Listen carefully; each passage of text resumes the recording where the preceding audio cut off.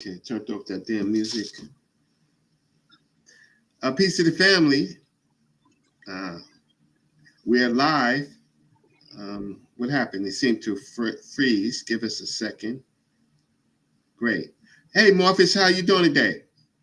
Hey, what's up, bro? How you doing, man? Busy Yeah, day, man. You know. yeah. Always an interesting, busy day for me. Morpheus, we had a great show yesterday. I took the show down because I think that we could do it better. So yesterday was kind of like an introductory. So anybody that's joining us, welcome to Africa Online TV. Brother Reggie, and this is my co-host, Mr. Morpheus, and we have a topic. Let me get my headphones. Go ahead. That's fine. We have a topic that is really devastating to ancient uh, religions, particularly the religion that we African Americans were converted to. And we are having this issue in America, this conversation and these debates about, what was our original religion and what's the best religion and is this religion for us? And about 4 or 5 years ago, there was a story that broke, and I didn't pay much attention to it, but it was a story about usage of plants in ancient Israel that early Yahwehs used uh, for hallucinogenic purposes. And so we've been having this Okay. conversation whether or not the Bible. Uh, first, we would Okay. yes. Can you hear me? Great.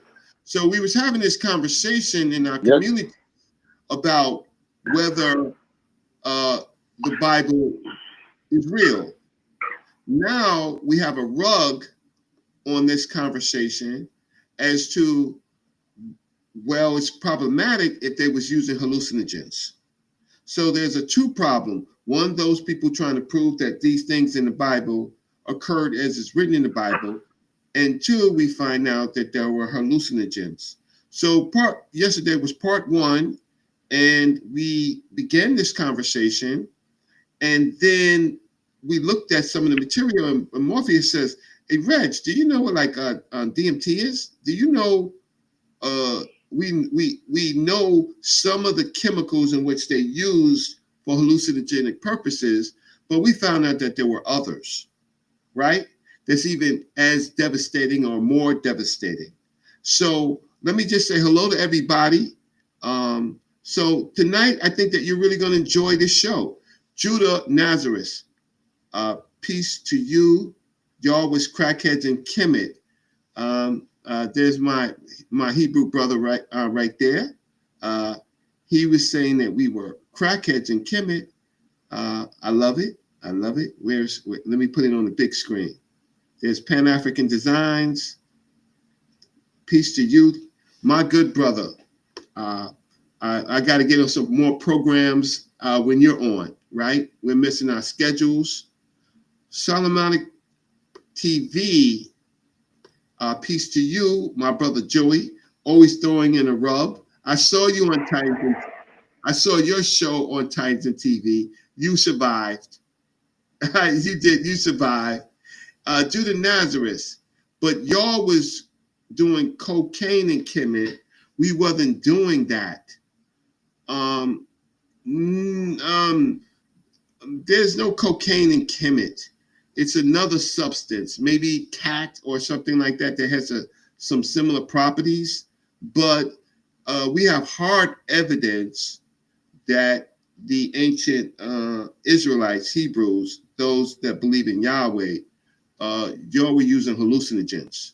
Yeah. Why? But why are we pivoting or trying to pivot to Kemet? We're Oh, not talking about Kemet. right? Why are we trying to pivot the conversation? You know what I mean? To Judah kill it. Nazareth is my friend. So No, more no, no, no, no, no, no. I like Judas Netherlands. He's cool, but I'm just saying I don't want to pivot to like that's like saying, the conversation. Well, you too. You did it too.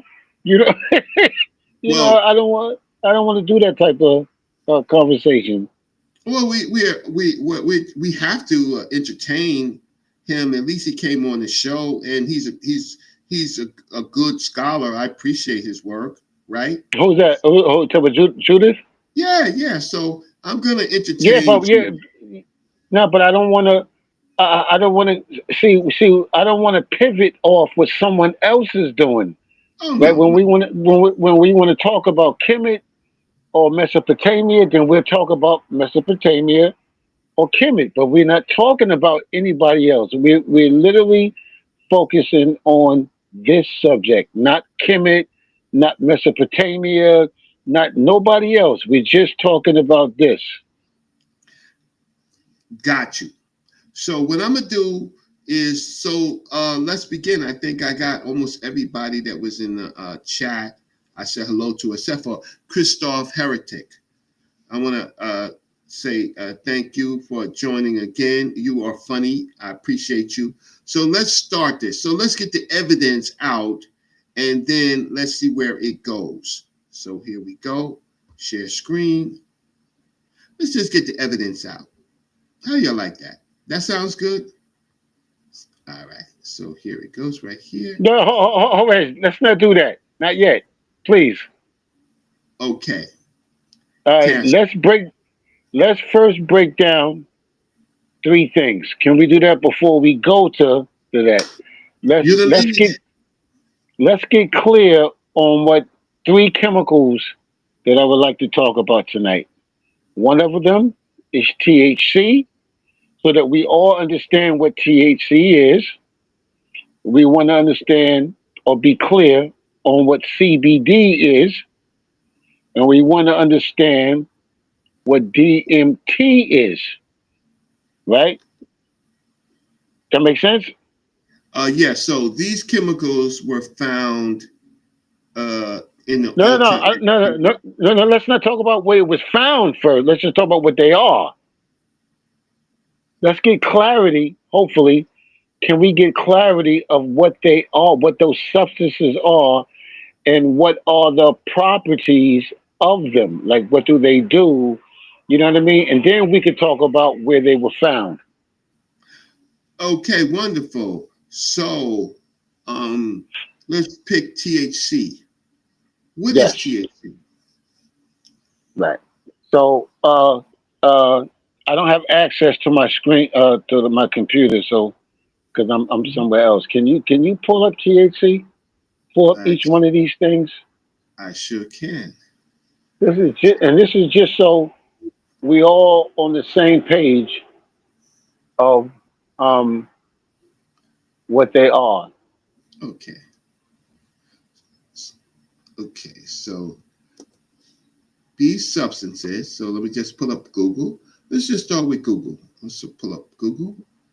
Where did it Yes. go? I don't know where it went.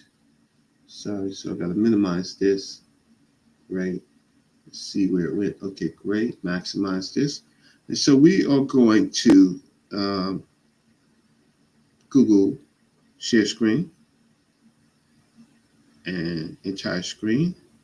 Okay, great. Okay, so the screen is shared, and let me just blow it up. So the first chemical, what's the first chemical we're gonna do? THC. You, Which one's yeah, the you could first type one? in all three of them. You could type all three of them. You could put THC slash CBD slash DMT, and all three of them will come up on the same page. And what's, and what's the last one? DMT. DMT. Hmm. Ooh. Okay. So what do we have here? These are psychedelic dose. Let me see if it's going to give me the PDF. All right. Okay, so preparing to download. Psychedelic? Are you serious? What Hmm. was psychedelic? Okay. Okay. So psychedelic, so this is from the NIH, right? Uh, so this is a peer-reviewed document. Psychedelic experience dose dependently modulated by cannabis results of prospective online survey. Classic psychedelics are currently being studied as novel treatments for a range of psychiatric disorders. However, research on how psychedelics interact with other psychoactive substances remains scarce. So that's what they want to talk about. So they're talking about the mixing. So let's see if they give me a proper definition, right? So let me just type, okay. So psychedelics are now being extensively researched with respect to their potential usage in clinical settings as additional to psychotherapy. Okay, so they're investigating it. So now I'm going to just type in CBD. I'm just going to type in CBD, right, and see if they give me a definition of that. Okay, so give me a second. F. So CBD. Okay. Two key chemical constituents of cannabis are THC and cannabidiol. And while most of their effects are believed to be exerted through cannabinoid type 1 and type 2 receptors, several studies have also suggested they interact with serotonin receptors, right? Previous animal works reports that CBD facilitates this 5-HT1A receptor mediated neurotransmission, which can lead to an increase of 5. Okay, so let me see what else they talk about CBD. Okay. Okay. Recent work in humans corroborates their finding and show that at high concentrations, CBDs act as an inverse agonist on 5-HT1 receptors. So it's not, how can I say, it has effects. In rodents, so in addition to other constituents of cannabis, CBD has been reported to facilitate. So this is the very top level stuff. Okay, so Right. Right. this this is not okay. So let me go out of here and just see if I can just get a quick search. That's why I wanted to do it one by one. All right. So let's just say THC.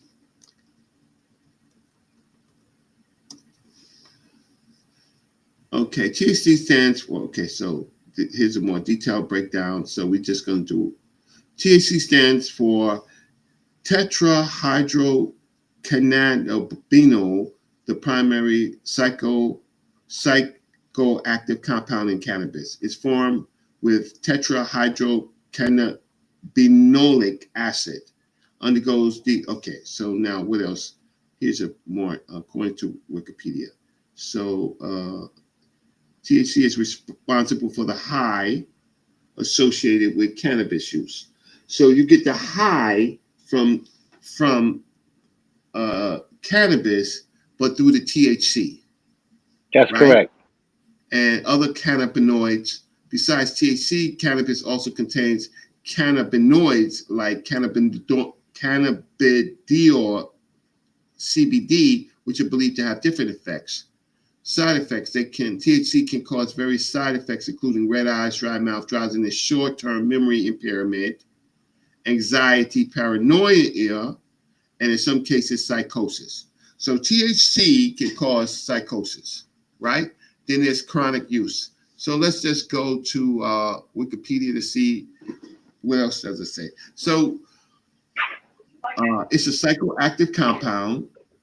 It has some side effects, right? It can cause paranoia, right? And it's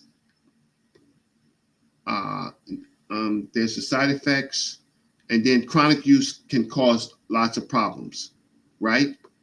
But people use it all the time. Then there's an overdose. The medium lethal dose of THC in humans is not fully known, as there are conflicting evidence, of course, body weight and all that other type of stuff, right? But you can have an overdose of it. Interactions, pharmaceutical mechanisms of action for the action of THC results from its partial agonist activity at the cannabinoid receptor, blah, blah, blah. THC is a lipophilic molecule and may bind to a variety of entities in the brain and body, such as adipose tissue. THC, as well as other cannabinoids that contain a phenol group. So we know that it can bind with other with body parts, right, and other substances. And so what else do they say about this, right? Oral, okay, you could take it orally, and then there's elimination, and then, okay. So, but it can cause psychosis, right? And so let's go to the other one, right? Let's go to the other one. So let's go back. Let's search here. And what's the other one? CBD? DMT. Well, that's the last one. So CBD is a little softer, right? Yeah, CBD has medical benefits. CBD Okay. oil. Yeah, so there's a benefit in the CBD oil. A lot of times people will take the oil without the THC in it. They're just sort of just give me the CBD part without the THC. You know what I mean? So people who have cancer and different things will take, to help a counter of if they're on chemotherapy or things like that. So the CBD is the medicinal benefit. The THC part is not, right, but the CBD is does have benefits. So a lot of times Okay. they get them separate. Okay. But to separate them, how are they separated? You need, can you separate them naturally, or do you need some, I'm just playing devil's advocate. Do you need to separate it in some type of lab form? To my understanding, some type of lab way, unless there's another way that I'm not aware of. I'm not a technician or engineer, but yeah, but I do know that those are two different chemical compounds. And as you just read, you understand the principle and the function of THC and the principal function of CBD. Okay. So the last one is DMT. That's the grand, yeah. That's the Marabunda we want to check out. Okay. So DMT, we skipped over it in the last video, also known as N-dimethyl tryptamine. DMT is a serotonergic hallucinogen, serotonergic hallucinogen, and investigation drug of the tryptamine family that occurs naturally in many plants and animals, including humans. DMT is used as a psychedelic drug and prepared by various cultures for ritual purposes as an entheogen, right? DMT has a rapid onset, intense effects, and relatively short duration of action. For those reasons, DMT was known as the businessman's trip during the 1960s in the United States, as a user could access the full depth of psychedelic experience in considerably less time than with other substances such as LSD or psilocybin mushrooms. So psilocybin mushrooms. DMT can be inhaled or injected, and effects depend on the dose as well as the mode of administration. When inhaled or injected, the effects last for about 5 to 15 minutes.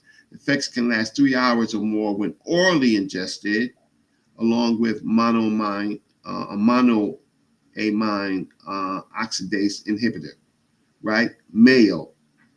The mayo, such as ayahuasca brew of many Native and Amazonian tribes. Yeah, ayahuasca. The ayahuasca, thank you so much. I missed that. The ayahuasca. DMT induces intense, often indescribable subjective experiences involving vivid visual hallucinations, altered sensory perceptions, ego dissolution, and encounters with seemingly autonomous entities. What are you talking about, More? If I take DMT, I can see God? Yeah, man.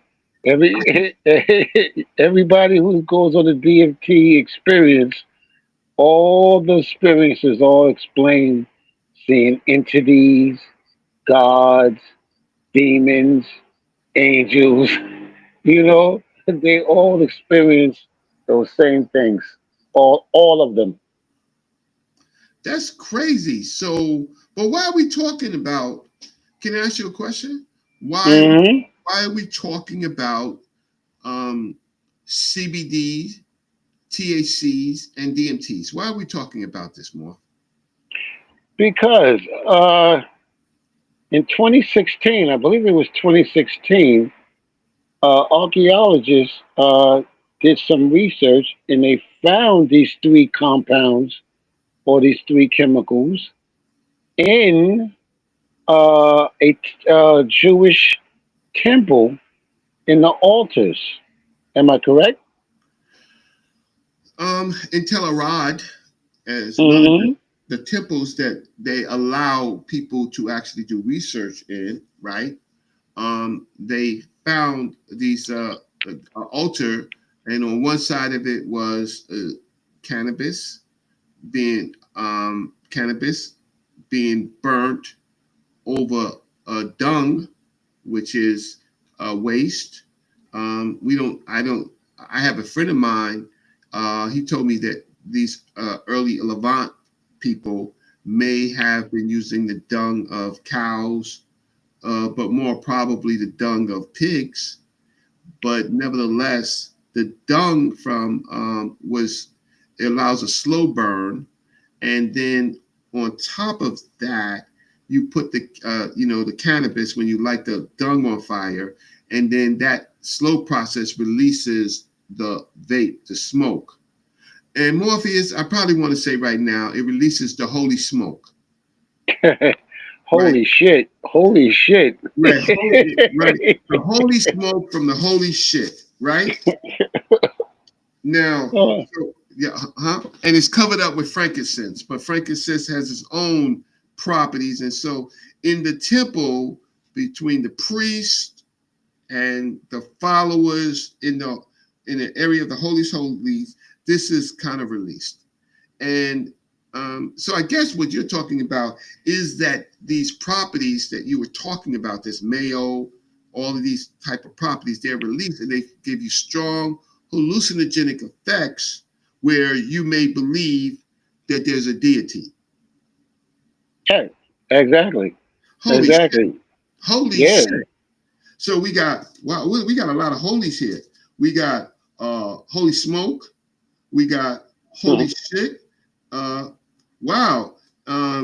I later I guess we're talking about the burning bush. All these metaphors, clouds, right? Entities.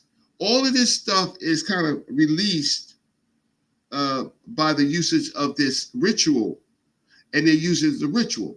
So now, what I'm going to do is we're going to come back to it. We're going to come back to it. But why don't you? Let's listen to my let's see my video, and then we can pick it apart. Okay, you got your popcorn, everybody. What we're doing is, holy smoke, holy shit, right?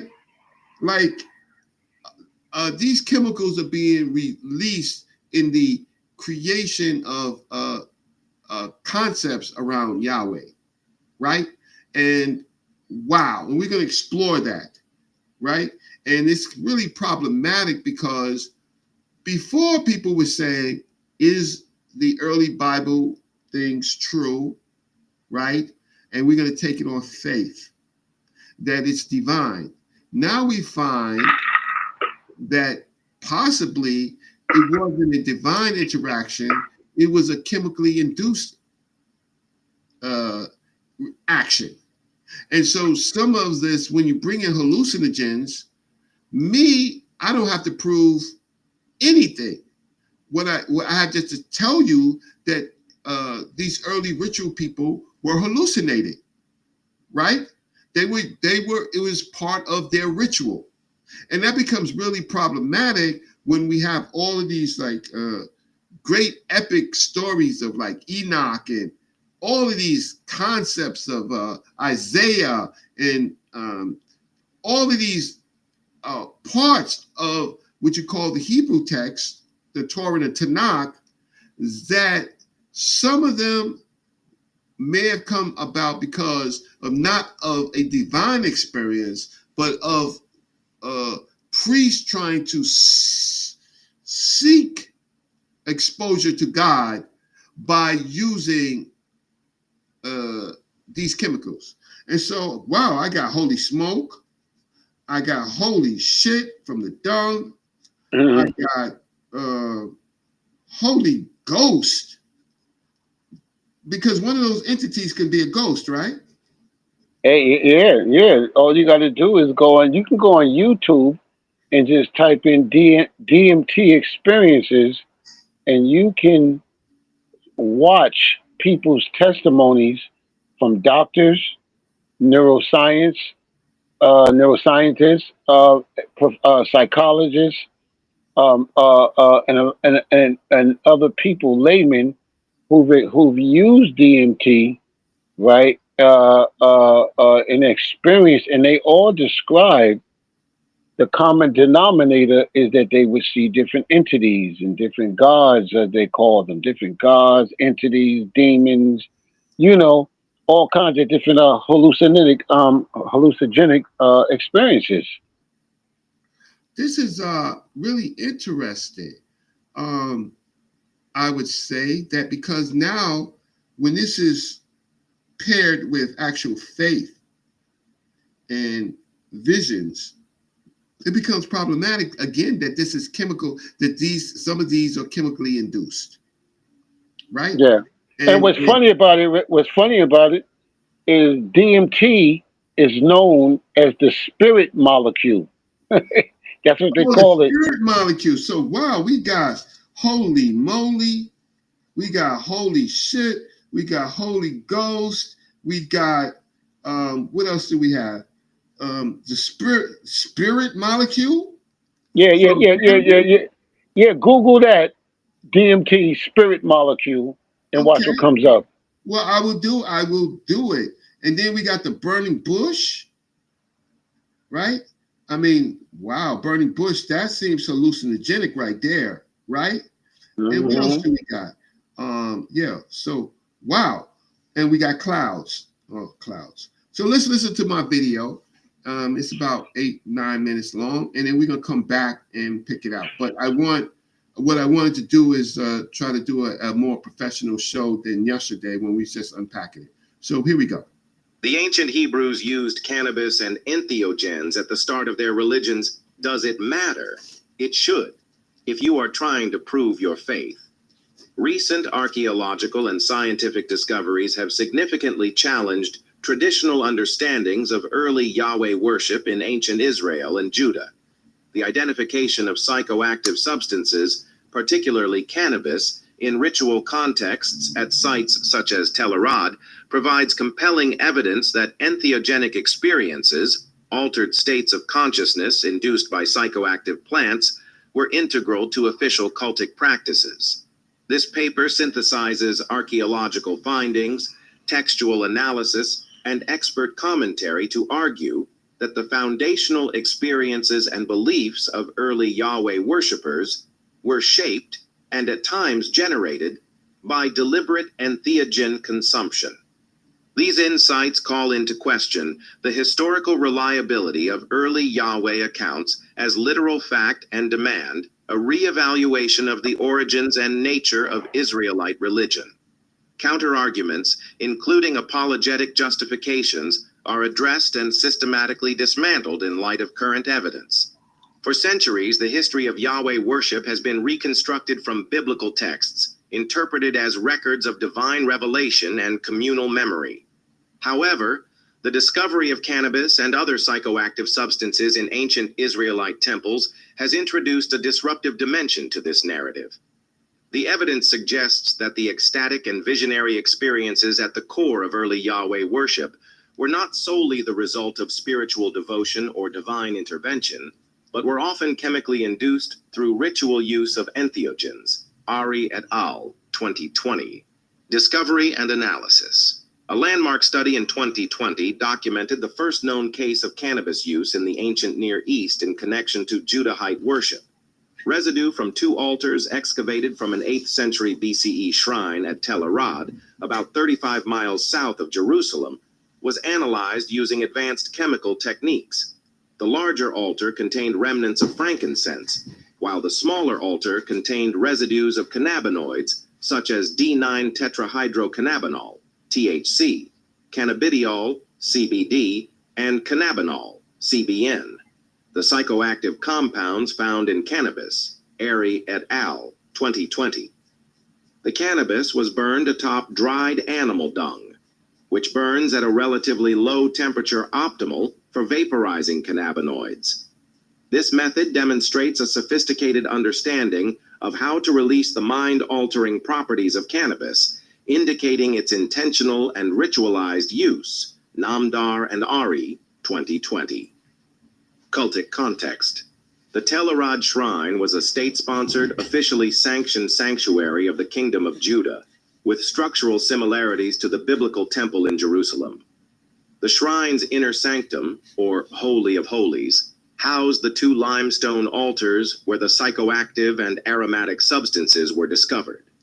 The deliberate preparation and placement of these substances underscore their central role in cultic rituals. Ari et al., 2020. Frankincense, a highly valued imported resin, was likely brought via South Arabian trade routes, while cannabis may have been imported from regions as far away as southeastern Russia or China. Namdar and Ari, 2020. Ritual function and intent. Cannabis was not used incidentally or medicinally, but as a deliberate psychoactive to stimulate ecstasy as part of cultic ceremonies. The method of burning cannabis with dung, the separation of frankincense and cannabis on different altars, and the sophisticated knowledge of how to induce a high all point to a ritual system designed to produce altered states of consciousness among priests and possibly worshippers. Namdar and Ari, 2020. The Tel Arad Shrine is a scaled-down version of the biblical descriptions of the first temple in Jerusalem and was contemporaneous with it.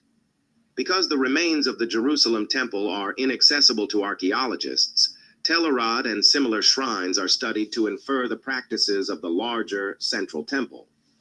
The findings at Tel Arad strongly suggest that similar rituals involving psychoactive substances may have taken place at the Jerusalem temple itself. Ari et al., 2020. Entheogens in world religions. The use of psychoactive substances in religious rituals is well documented across cultures and throughout history. Psychedelics, including psilocybin mushrooms and cannabis, have been central features in shamanic and pre-modern ritual practices worldwide, used to induce spiritual presence, visions, and perceived transformation. Ruck et al. In 2001. Entheogens in ancient Israelite religion. Scholars have identified the plants likely found in Old Testament rituals, such as manna, showbread, the holy ointment, and tabernacle incense, as entheogenic agents. The psychoactive significance of these preparations enabled the priestly caste to have direct experiences of their god, with plant synergisms deliberately employed to produce entheogenic experiences. Ruck et al., 2001. Moses himself has been interpreted as an entheogenic shaman, with features of his encounters, such as the burning bush, suggesting possible use of psychoactive plants, Ruck et al., 2001. Biblical references to entheogens. Kanebosom. Traditionally translated as calamus, this term appears in Exodus 30:23 as an ingredient in the holy anointing oil. Some scholars argue it refers to cannabis, whose psychoactive properties were harnessed in ritual anointing and incense, Ruck et al., 2001. Frankincense, repeatedly mentioned as a key ingredient in incense offerings in the temple, Exodus 30:34, Leviticus 2:1-2. Its presence alongside cannabis at Tel Arad confirms its ritual use, Ari et al. Shaks 2020. Mandrake, a plant with hallucinogenic properties mentioned in Genesis 30:14-16 as a fertility aid, hinting at its ritual significance, Ruck et al. 2001. Prophetic and priestly visions. Biblical passages describe priests and prophets experiencing ecstatic states, often interpreted as visions or direct encounters with the divine. For example, Isaiah 28:7-8 critiques priests who reel in vision from strong drink, suggesting that altered states of consciousness were a recognized aspect of religious life, Ruck et al., 2001. Apologetic claim 1. Entheogens were medicinal, not ritual. The discovery of cannabis residues on altars in Tel Arad's Holy of Holies confirms their ritual, not medicinal use. The cannabis was mixed with animal dung to optimize slow burning and inhalation, a method designed to induce psychoactive effects. Medicinal use would not explain its placement in a restricted cultic space or its deliberate preparation for inhalation. Namdar and Ari, 2020. Apologetic claim 2. The Bible condemns intoxication. While passages critique abuse, such as Isaiah 28:7-8, these criticisms target excess, not regulated ritual use. The Tel Arad shrine was an official state sanctuary, implying its practices were sanctioned. The Hebrew Bible lacks explicit prohibitions against entheogens in worship, and references to kanebosom suggest psychoactive ingredients were integral to holy rituals. Ruck et al. 2001. Apologetic claim. Altered states undermine spiritual authenticity. In antiquity, entheogens were seen as sacred tools to transcend ordinary consciousness. The divine encounters described in Scripture, burning bushes, heavenly chariots, and prophetic visions, may reflect pharmacologically facilitated experiences, not objective miracles. Ruck et al., 2001. Apologetic claim. Tel Arad is an outlier. Tel Arad's shrine was a state-sponsored temple modeled after Jerusalem's first temple, indicating its practices were mainstream. Comparative evidence from the broader Near East reinforces this, with other psychoactive plants such as acacia, containing DMT, and mandrake also used in ritual contexts. Ruck et al., 2001. The use of hallucinogens shifts the paradigm of divine revelation from supernatural intervention to human-engineered experience. If Yahweh's presence was accessed through psychoactive rituals, it implies that divine encounters were facilitated by human action, not granted by divine grace alone. The Bible's silence on entheogens likely reflects later redactions during reforms that sought to erase practices deemed heterodox, Ruck et al. And 2001. The integration of cannabis and other entheogens into early Yahweh worship fundamentally challenges the factual basis of Israelite religious history as traditionally understood. Archaeological, textual, and anthropological evidence converge to reveal that ecstatic and visionary experiences at the heart of early Yahweh worship were often induced by psychoactive substances. Counter-arguments based on biblical silence, presumed prohibition, apologetic rationalizations, or claims of isolated practice do not withstand scrutiny. This realization compels scholars to reevaluate the origins of Israelite religion, recognizing that its foundational beliefs and narratives may be better understood as products of ritualized, chemically facilitated encounters with the divine, rather than as literal historical events. Airy et al., 2020, Ruck et al., 2001. The new evidence from Arad shows for the first time that the official cult of Judah, at least during the 8th century BC, involved hallucinogenic ingredients. This was not a fringe practice, but a state-sanctioned ritual. Der Eranarie, keywords: Yahweh, Telerad, cannabis, entheogens, apologetics, revelation, ritual, hallucination. References: Ari E., Namdar D., and colleagues. 2020. Cannabis use in Israelite worship. Journal of the Institute of Archaeology of Tel Aviv University. Ruck, CAP, Bigwood, J, Staples D, Ott J, and Wasson, RG, 2001. Entheogens in the Old Testament. Journal of Psychedelic Studies, 324360. Wow. Okay. Wow. Okay. That was a lot to unpack. Let me stop sharing the screen. Yeah. Let me share the screen. So Mark, I'm gonna give you a start at this, right? I just gotta call somebody right back. It's my former wife's birthday, and I just have to make a quick call. So, Wow. Isn't that a lot? I said that was good. That was in depth. And we gave you references that you can research, that you can look up, and you could see that this is not my argument. This is not Reggie's argument. This is not us. This is not our research. We're not the ones that did it. We're just presenting to you people what it is, what the latest research is, and what's going on. We just presenting that to you and showing you what it is. Okay? Yeah. And before I leave, wow, we got a new term, potty mouth. I guess you could get potty mouth inhaling the dung. Like they put this on. They were smart enough to get a slow burn, right? And instead of putting it on a food substance, I hope they knew better than that because they have cleanliness issues. But whatever it is, they put it on a slow burn as fuel so that they can get high. So we have these terms, and I'm just gonna make a quick call. But we have the most high, the most high. The Most High. The word, the term, the Most High takes on a different meaning, right? All of these things. Look, the High Priest, right? The High Priest. High priest, right? The Holy Ghost, right? The spirit molecule. We're gonna talk about that a little later. I'm gonna pull that up. Yep. Holy moly, burning bush, right?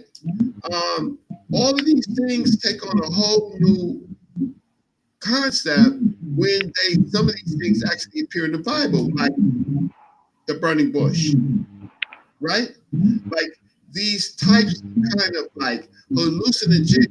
Normally, if you weren't reading the Bible, you would say that you're hallucinating. If I didn't know that this was supposed to be holy smoke, right? Right? The Holy Ghost. And if I read this, I would say somebody been smoking something or getting high. But it turns out that that's really part of their early thinking and faith, right? Oh, what's a saw? A saw beats them up all the time with the doodle, right? Mixing stuff. But yeah, so Joey Solomonic TV, that was crazy, right? So now we know why it's called pot. And I guess the usage of this stuff, recreational usage, de-stressing is one thing. But when you're mixing this with religion, you get the first high.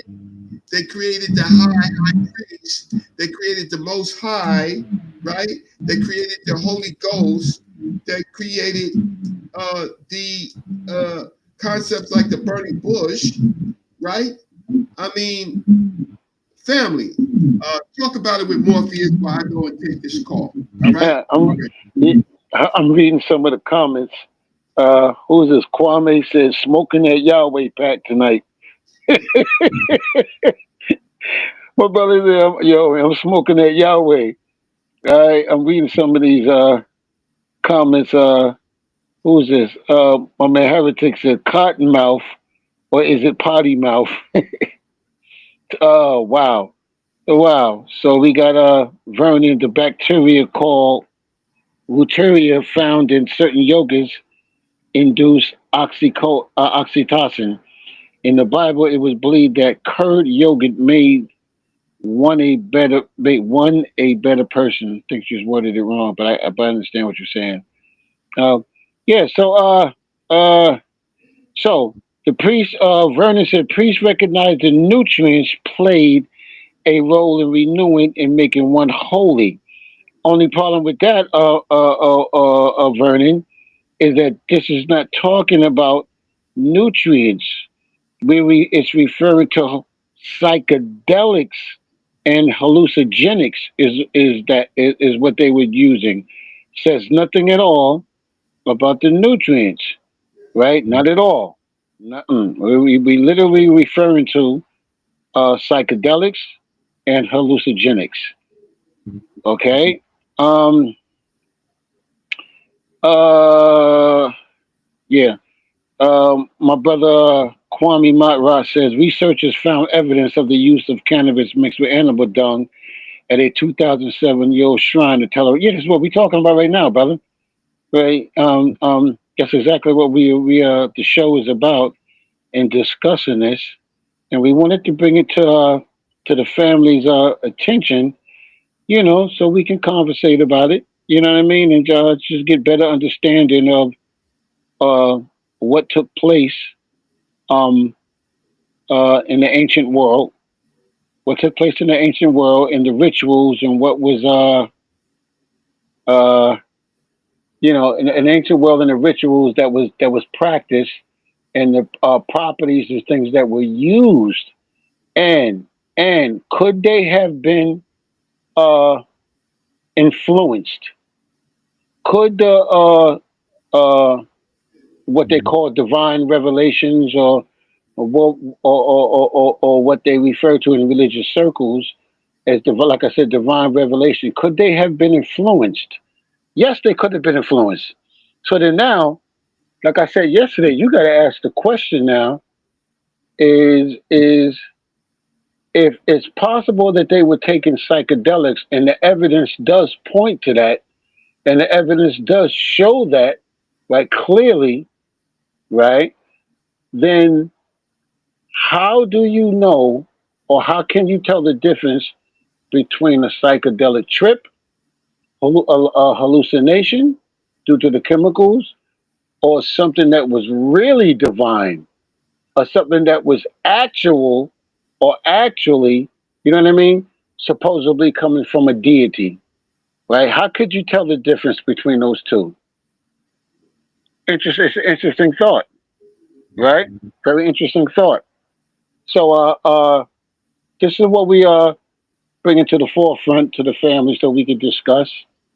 At some point, we're going to open up the drop a link so you can possibly jump on and give your 2 cents, your thoughts, share your thoughts about it. But the evidence is the evidence. The evidence is what it is. Well, so now that makes you have to now think about what I'm reading when I'm reading these stories by these authors, right? Were these authors who's conveying these ideas, messages, or whatever, and were they under the influence when they got them, received them? Because, like I said today, when you get a chance, you can look up people who's had DMT experiences, and all of them. And I'm not bullshitting. Every single one, on a professional level to a layman level, all of them describe the same experiences, very same experiences of meeting entities, meeting deities, meeting gods, or whatever they call them. But at the end of the day, meeting, what they call, that so were they doing that? Right, because these are the same chemicals. Same exact chemicals. Same exact chemicals. So that's my thought. Um, let Okay, me I'm get back. all right, bro. So I'm back, and I'm just trying to find a window in which I can get on. So give me a second to see if I can. I'll Yeah, try. so I'm reading some of the comments. Okay, I'm trying. Solomon funny. I saw they were burning doodle with the Zara. Oh man. What happened? I got broken. Can you hear me? Yeah, hey. Okay, so for some reason I can't show my camera, and I got too Yeah, much. yo, I think people gonna start using that term now for weed. Like, yo, man, I'm smoking that Yahweh. Yeah, yeah, yeah. And the Hebrews, they could start selling Yahweh packs, right? They can. I'm talking about our community of Hebrews, right? Because they're the ones who pushing it. They're the ones who's pushing it from us, right? And they have all of these videos for the last 6-7 years gaining traction in our community on believes that they go to the King Version Bible, and I'm not talking about all Hebrews. I'm not talking about people that that read the Torah. I'm talking about the so-called Black Hebrew Israelites. Yeah, Uh, why they never talk about that, Reg? Why they never brought this up, Reg? I'll tell you in 1 second. So, ladies and gentlemen, please support my guest, Brother Morpheus. I have I'm gonna put the Cash App in, a strong card. He was able to give me a donation, and I so appreciate it. But Peace, peace. what we're trying to do is give you a tool, right? We're trying to change the narrative and make them accountable, right? So the issue is they can't get away no longer trying to make this stuff true, right? And then at the same time disrespecting other cultures and faiths, in particular Africa. They can no longer get away with this, right? Because they've been smoking on that path. So this is devastating, Brother Morpheus, right? That's what I brought. That's why I brought it to you. That's exactly why I presented it to you. Right. So this is probably the biggest thing. It seems like it's light, but when they're mixing their God, right, and there's hallucinogens, and they're doing it often in temples to connect with their divine, like the video said, we have to ask: is it a natural process of connecting with the Most High, or do you have to be the Most High to connect with the Most High? Huh? That's a beautiful play on words. I love it. No. And, I mean, and so the clouds come next, right? Like, do you have to associate with him from a cloud, right? What's in that cloud? So this is all Morpheus, this family, this is messed up. This is really devastating because now we can't separate. Before we had to separate, is this true with history? Now it's even more devastating because now can we separate it from the hallucinogens? Mm. Yep. That's why I asked the question. How do you now tell the difference? Right? That's right. So How do you distinguish? no, you can't. Nope. Morph, you cannot now because this Nope. is the first high, right? And the worst thing is they got potty mouths, right? So because it's on pot, right? How can I say it's on dung? Because they have potty mouths, right? So its spirit, Morpheus, is it real or is it chemically induced? Mm. Yep. Yep. Exactly. That's why I thought, and when I ask this question, people, this is questions that before I ask a question, uh, verbally, I always ask myself these questions. These are things that I fought with myself, within myself, and I said, how do you distinguish? How do you tell the difference between something that's real and something that you believe is real? That's a real powerful, you know what I mean, deep question. How do you tell the difference, right? Between that. If I'm getting high and I'm on an LSD trip or a DMT trip, right? And all those experiences and things that you experience while under that seem real to you. They are actually real to you in that person's mind. You understand what I'm saying? But it's dangerous because it's not the common people that are manipulated, right? It's the high priest, right? And so they are the ones that's exposing this concept, and the only prohibitions is excess, right? But how do you know if you're being overdosed, right? So you take Christoph, he says they wrote the highest selling book about the Most High from the high priest, right? Right? As they needed to speak to the Holy Ghost, right? Because it's chemically induced, and you feel that there's ghosts, there's angels, there's gods, there are what's the other word that they call them? And then you get to the point, if you have a bad high, you're gonna produce a devil. If you have a bad high, say what? Yeah, a bad high, you can have a bad trip. And then so the bad comes in. So now you can say that the devil. I went to hell. I went to hell. I went to hell. And all of this seems, do you understand, family? All of this seems to be linked to a chemical. And then when you take a particular drug, it has a particular effect on the human body, right? So anybody that's taking a DMT, right, or a THC, right, they're gonna face highs and lows. The lows is the devil, and the highs is the most high, right? Now, make this make sense, family. Make it make sense how people have been claiming that these things in this book are real, like the burning bush. But then when you got hallucinogens, but when you have hallucinogens, you have Moses going up in the cave, going up around there with a bag of dung, because he want to keep warm anyway, right? And with a Yahweh pack, right? And Hold on. What you call it? You call it a Yahweh pack? yeah, Yahweh pack.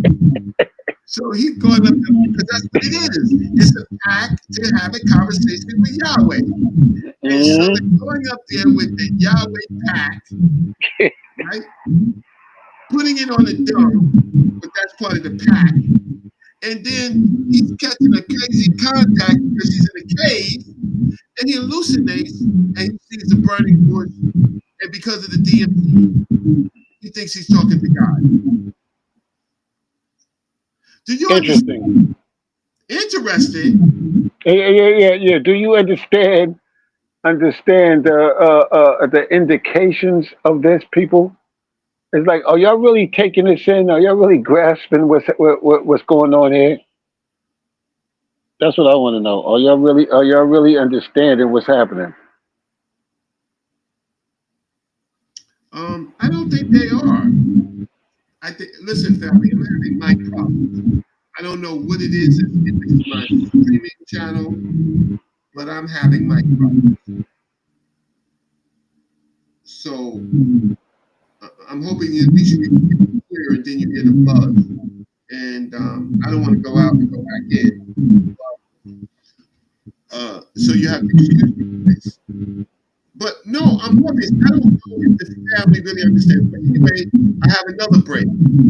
So family, please support this. Please support the show. I mean, I know I'm helping you. I'm giving everybody else who the Hebrews have bullied, right? Everyone that the Hebrews have bullied, I am giving a tool to stop the bullying. I am bullying the bully, right? By bullying the bully, please support the show. Because I have something that Morpheus gave me, a tool that they can't get around. You can't, can they get around this, family? Right? They can't get around the fact that somehow the beginnings of their religion, their concepts, was tainted by hallucinogenic type drugs that give you exposure and feelings that aliens, deities, angels, and the devil is real.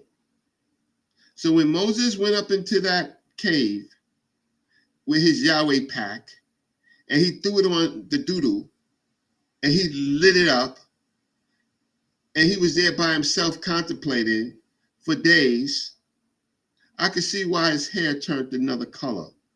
I can see why he came down as a totally different man, right? Because there's another part to this, Morph, right?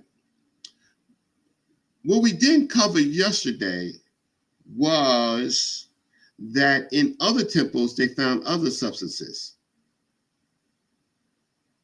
That's right. That's right. And what is that substance that they found, Morph? The MAO, Mayo. Mayo.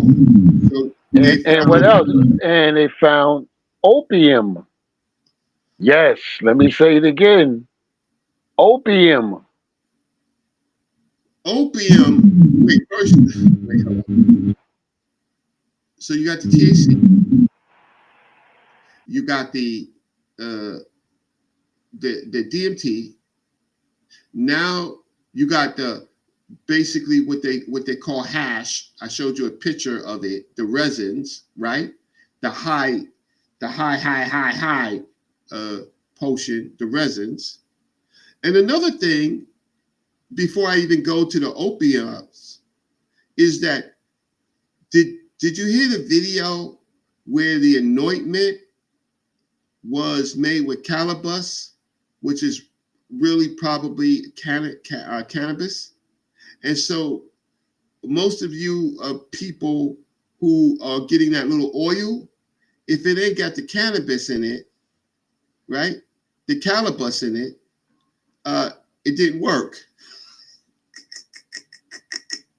It didn't work. It got to have. It gotta have all the ingredients, bro. If you don't have the ingredients, it don't work. So to find out that they're having the skin absorb this, right? Thinking it's going to go right into your brain. It's doing two things. You're close to God, right? By hallucination. You have all of these kind of like so-called effects, which you call spiritual, but they're chemically induced. Then you come up with these stories, and then everybody in the room got a contact. And so everybody says, yeah. Yahweh, L. And all of this is chemically induced. You're going to have to work triply hard to unfix what we are unveiling tonight. The introduction of the lazy king. You are going to have to work triply hard because guess what? May 29th, 2025, from research in roughly 2020, you have been exposed to a devastating problem that you can't get around. Because the minute that you mix these substances, so what are we going to do right now, Morph? So we're going to look up what is this paper that you have on opium. So now watch this. Their plug is not in. They're getting this stuff from trade. Yep, through trade. Around the Mediterranean, right? And so you go into places as far as Turkey, and Turkey got some crazy hash out there, right? And then you're going as far as China and Russia, possibly. So that means let's talk about not the religion, but let's talk about your chemically induced mind has you got to go to a plug outside of your nation to get substances that make you more comfortable with the Most High. Reg, you see these type of comments that I said earlier today that I didn't want to deal with? William said they did drugs in Kemet. that's like, mommy, aren't you telling your brother he did it too? It wasn't just me. He did it too. But we're not talking about Kemet. This discussion, people try to stay focused. We're not talking about Kemet. We're not talking about. Yeah, there's a free to do a show on Kemet, right? Yeah. But we are talking about Telerod. But I'll tell you one thing, Vernon, my good brother Vernon. He's my brother. Hey, Vernon, you don't create writing when you're high. You don't build pyramids when you're high, right? You become lazy using these type of drugs. They didn't create writing. They really barely learned to write to about the 8th century. They were one of the last groups to be of writing. That's why you have no the Sinaitic script. All of this is scribble scrabble. Yo. Yes. I saw Imkar said Israel snitching. Yeah. Yeah, I'm snitching on the Most High. Because all of these words now have a whole new meaning. Because they can't separate the highness. I'm not talking about the measurement. I'm not talking about the measurement, the distance. I'm talking about the chemical reaction. So they can't separate the highness from the divineness. Huh? Right. You can't separate the divineness, right, that you say from the highness. And so, you know what? The audience has been messed up over the last, 6 to 8 years, right? And it's like what you always say, Morpheus. We have the wrong arguments. And that means we look at the wrong things, right? Wrong audience, wrong things. If you want to so let's talk about things like Adam and Eve. You really got to be high to say. Think about it. You really got to be really, really high, hitting the pipe, hitting the bong, for you to say that women weren't around. Women had no power, right? You really, really, really, right, have to be really high to discount the women. You have to be super high to write the stuff that's in Deuteronomy, right? The laws, you got to be way, way high from your daughter. Yeah, incredible. Yeah, you definitely got to be zonked out. Yeah. So let's just talk about our obligations to knowledge, right? Your obligations to the knowledge is if you disagree with anything that I said or Morpheus says, if you disagree with any of that, your obligation is to disprove all the things that we said. We don't have to argue. Show us your writing. Show us, like we do, show us that you can cite. Show us that you could research.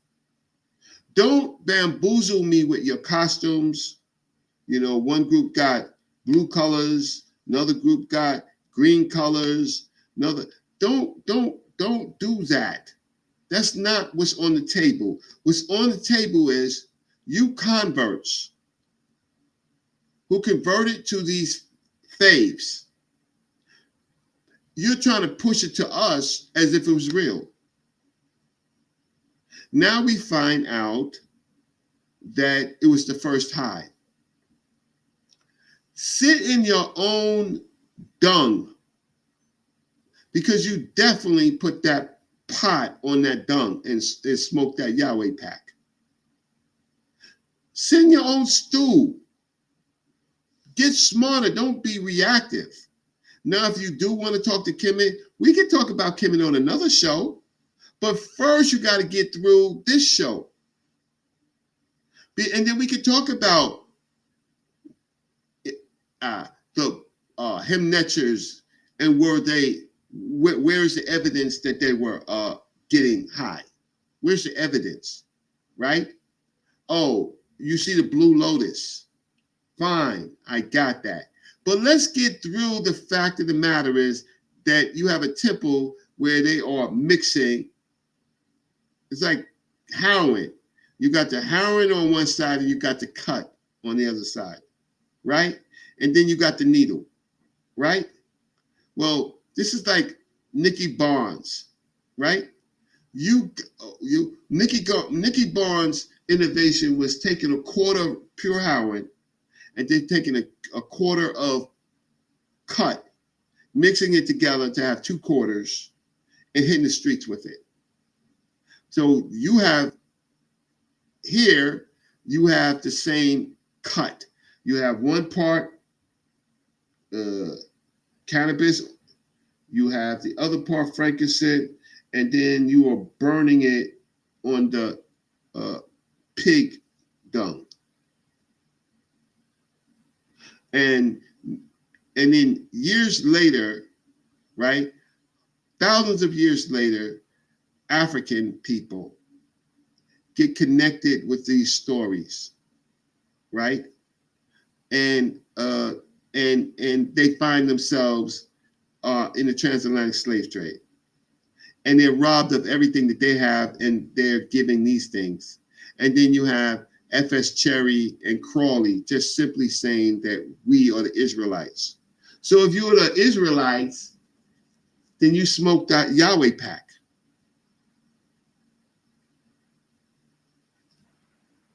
That Yahweh pack is a mother, bro. Right? I mean, you know what? I mean, you really have to accept it for what it is, okay, people? You may not like it. You may not like what we're presenting and showing the studies and research on and discoveries.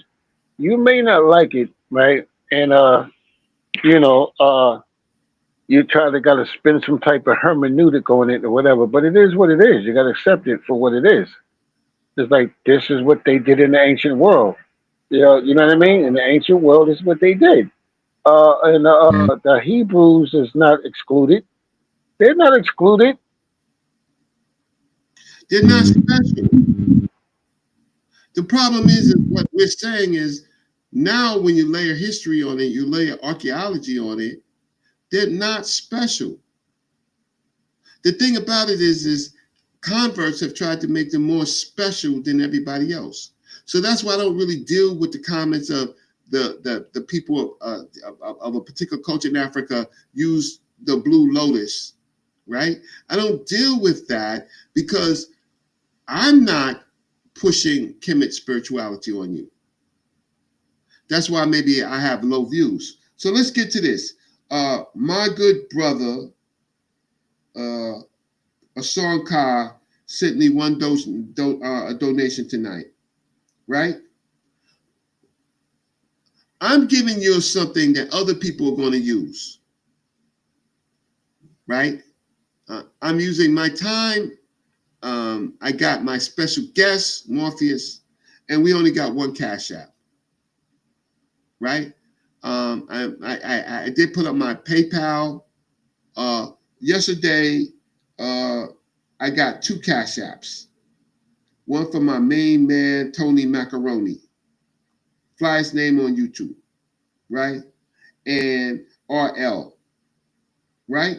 And I could just tell you, for the two shows that we did, it's only roughly less than $60. And I'm giving you a tool to get the monkey off your back, right? Hey, Ray, how many people we got here? I don't know,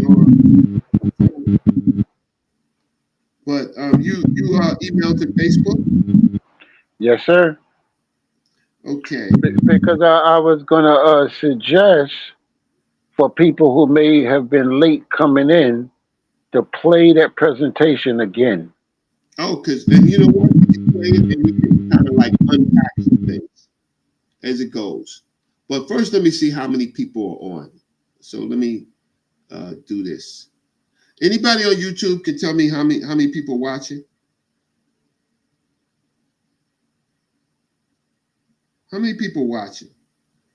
And so I know the hustle is on. I know that you're getting finessed and finagled. I know that you are, because you would go to other channels and be, yeah, that's powerful. No citations, no new research, right? A baby can look it up. But you come to this show and you meet the mind of Mr. Morpheus, right?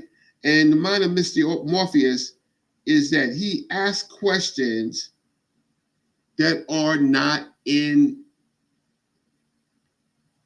that's important to the Bible or the Torah, but have been scrubbed from it. And you get that. And guess what? It gives you a lifeline, right, of common sense, right? I mean, we've seen the craziest things and the craziest statements, how old the earth is, based on the chronology of the same people, right, who have hallucinogens. And we're supposed to believe that the earth is what, 6,000 years old, right? That it's that it's flat, that it's a cylinder, right? I mean, that it has a shell on it, right? That there's multiple heavens. You only get to these concepts by smoking that Yahweh pack. Okay, so I'm off. The problem is we only have about 8 to 10 people watching, so that's why. So Oh, that's all. Okay. All right, people. Like the show. Share the show. And we're trying to grow the channel because we're going to be bringing a lot of interesting things on. So please share the channel on Facebook, Instagram with your friends or whoever it may be. Please share, please. okay, so what we do is because not too many people is on the show, right? But I appreciate the 10 people that is watching, and is I so appreciate you. People are going to steal my information, steal Morpheus information, and the stealing is not the problem. The problem is misappropriating the arguments and not giving credit to the authors of it, That is the problem. And more people are going to watch this show. But I think that we've built up this whole audience of being Christians, seeing all these debates, right? But none of this stuff you can prove. Morph. When we get a chance to unravel this, right? But I mean, when we get a chance, but it bothers me when you see these shows and you see hundreds of people on, and you see the Clubhouse on, and morph. They can't prove anything that they're saying. But you got people watching it. Right? Yep. Now, lining up for it. Now, respect to Garfield, respect to Ankh, respect to Camdyverse, respect to my brother Joey and his show Solomon TV, right? Respect to them. I work with them. I appreciate them. But I also find that there are lots of people on some of these other shows, and maybe they just need company. Maybe they like the crowd. But the fact of the matter is, when your children ask these questions, and let's say somebody finds out about this show and says, "Hey, Daddy and Mommy, did the early Hebrews, Moses, did they get high?" No, of course they didn't get high. Well, you're doing a disservice. You're doing a disservice because you don't know, and two, you don't want to research to find out if it's true. If the story itself, for example, nowhere can you find Moses, right, before roughly, I'm going to say, people say the 4th century.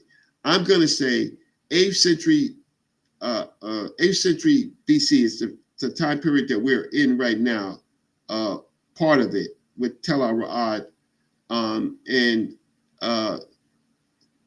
nowhere can you find Moses. You can't find Moses anywhere written about until later. Did y'all know that? No, they didn't know that. Right. Moses, you can't find him in the Elephantine Papyrus, right? You check on Garfield's show. You can't find Moses talked about by the so-called Hebrews that's in Elephantine back in Egypt, right? You can't find Moses. You can't find Moses. You know when you find Moses? You find Moses when the Greeks start talking about him. Did y'all know that? We could do a whole show on that. You don't find Moses until the Greeks start talking about Moses. Right? You're on that Yahweh pack. What we're trying to do is give you some surprise. So, Morpheus, I'm not going to fight it, but I'm going to leave a record. So what I'm going to do is I'm going to play this video again, and and then do me a favor. If you see something that you want to say something, tell me stop so I can stop it. All right? Is that fair? Yes, sir. Yes, sir. Let's go. Okay, let's go. And we're sober when we're doing this. Okay. Anything that you see that's interesting, just tell me. You know how you do. Stop. There you go. So let's bring this up. So, ladies and gentlemen, we're going to slow this down. The ancient Hebrews used cannabis and entheogens at the start of their religions. Does it matter? It should, if you are trying to prove your faith. Recent archaeological and scientific discoveries have significantly challenged traditional understandings of early Yahweh worship in ancient Israel and Judah. The identification of psychoactive substances, particularly cannabis, in ritual contexts at sites such as Tel Arad provides compelling evidence that entheogenic experiences, altered states of consciousness induced by psychoactive plants, were integral to official cultic practices. This paper synthesizes archaeological findings, textual analysis, and expert commentary to argue that the foundational experiences and beliefs of early Yahweh worshippers were shaped and at times generated by deliberate entheogen consumption. These insights called... Did y'all hear that? Let me run that back. Let me run that back. The Yahweh worshippers were shaped and at times generated by deliberate entheogen consumption. Shaped, right? Shaped, and this is integral to their practices. And at this time, it was cultic, meaning it was small groups. Wow. These insights call into question the historical reliability of early Yahweh accounts as literal fact and demand a Okay, I gotta get Morpheus back in the stream. Right. That's why he didn't say stop. So he's let's get him back in the stream. So while he's getting back in the stream, right? It's integral to official cultic practices. Let's see what's happening. Okay, there he goes. Sorry. I don't understand why. Morpheus, if you're out there, try to get back in. Let me wait 1 second. Let me see if I can. There you go. No, yeah. So let's go. Yeah. Morph, can you hear me? You got to come back out and come back in. Okay. Yeah. Can you hear me now? Yeah. Can you hear me now? Yeah. Yeah. So these substances go hand in hand with early Hebrew culture. the historical reliability of early Yahweh accounts as literal fact and demand a re-evaluation of the origins and nature of Israelite religion. Counter-arguments, including apologetic justifications, are addressed and systematically dismantled in light of current evidence. For centuries, the history of Yahweh worship has been reconstructed from biblical texts, interpreted as records of divine revelation and communal memory.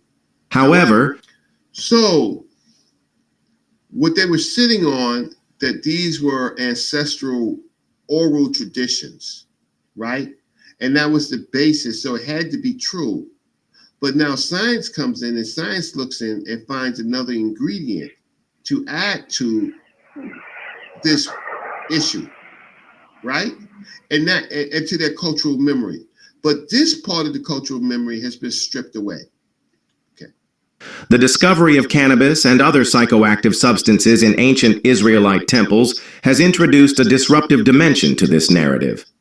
The evidence suggests that the ecstatic and visionary experiences at the core of early Yahweh worship were not solely the result of spiritual devotion or divine intervention, but were often chemically induced through ritual use of entheogens. So it's chemically introduced by chemicals, substances, right? And that is devastating, and that is problematic.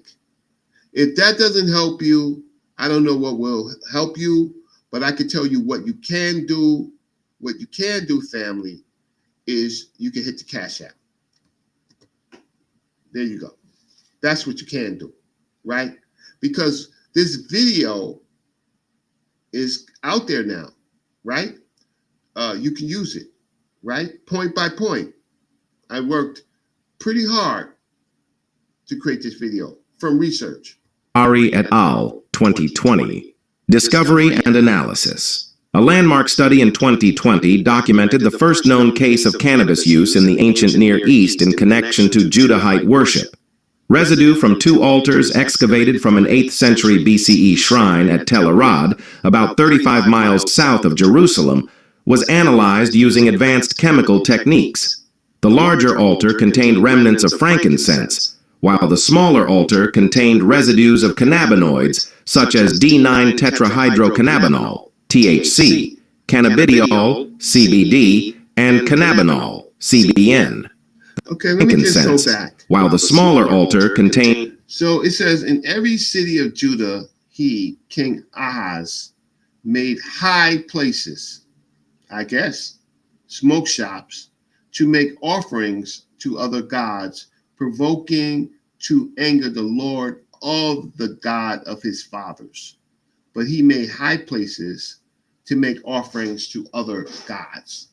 And so this is in that, how can I say, these chemicals are in not just Yahweh culture, but other Canaanite culture. And residues of cannabinoids such as D9-tetrahydrocannabinol, THC, cannabidiol, CBD, and cannabinol, CBN, the psychoactive compounds found in cannabis, Airy et al., 2020. The cannabis was burned atop dried animal, which burns at a relatively low. This is what it looked like. There's the cannabis, it might have been chopped up, and there's the dung. It's stuck, connected as a fuel. And there's the smoke. And that's the ingredients to make you high, to create the most high, right? To stimulate the high priest, to create these stories, right? And this is all it right here. This is chemically induced. Temperature optimal for vaporizing cannabinoids. This method demonstrates a sophisticated understanding of how to release the mind-altering properties of cannabis, indicating its intentional and ritualized use. Namdar and Ari, 2020. Cultic context. The Telerad Shrine was a state-sponsored, officially sanctioned sanctuary of the Kingdom of Judah, with structural similarities to the biblical temple in Jerusalem. So in the holies of holies, the inner sanctum is where the high priest connected with the Most High, right?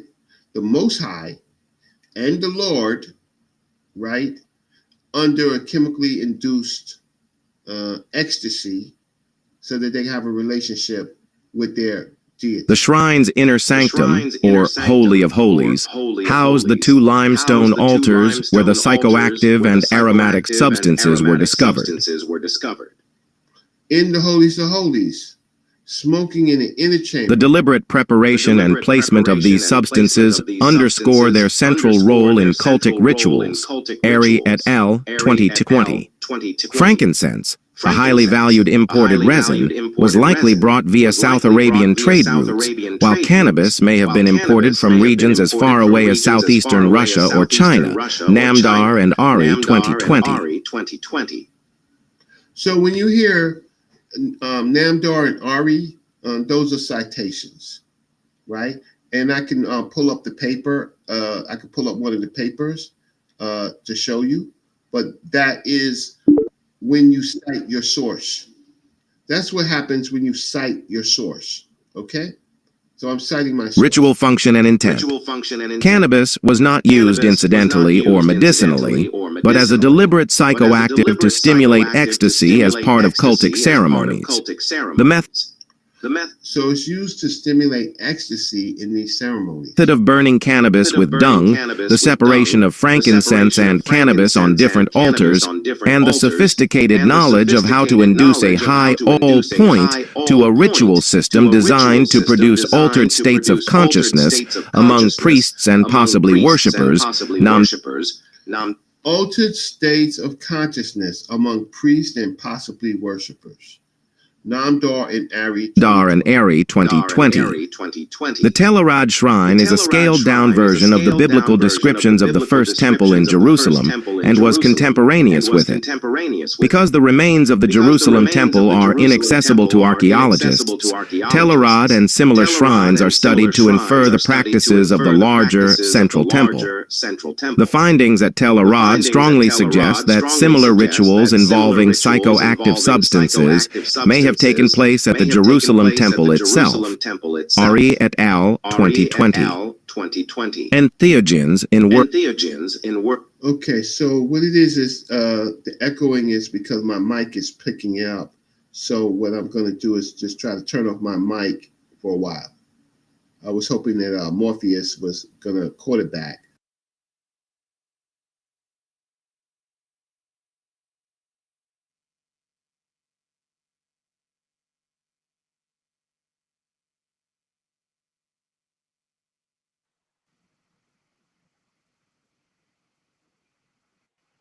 I'm going to play it. If you can't hear the sound, that means my speaker, my mic is picking up the video. So press 1 if you could hear the video sound while I'm playing. Otherwise, I have to use my mic. World religions. The use of psychoactive substances in religious rituals is well documented across cultures and throughout history. Psychedelics, including psilocybin mushrooms and cannabis, have been central features in shamanic and pre-modern ritual practices worldwide, used to induce spiritual presence, visions, and perceived transformation. Ruck et al. On 2001. Entheogens in ancient Israelite religion. Scholars have identified the plants likely found in Old Testament rituals, such as manna, showbread, the holy ointment, and tabernacle incense, as entheogenic agents. The psychoactive significance of these preparations enabled the priestly caste to have direct experiences of their god, with plant synergisms deliberately employed to produce entheogenic experiences. Ruck et al. 2001.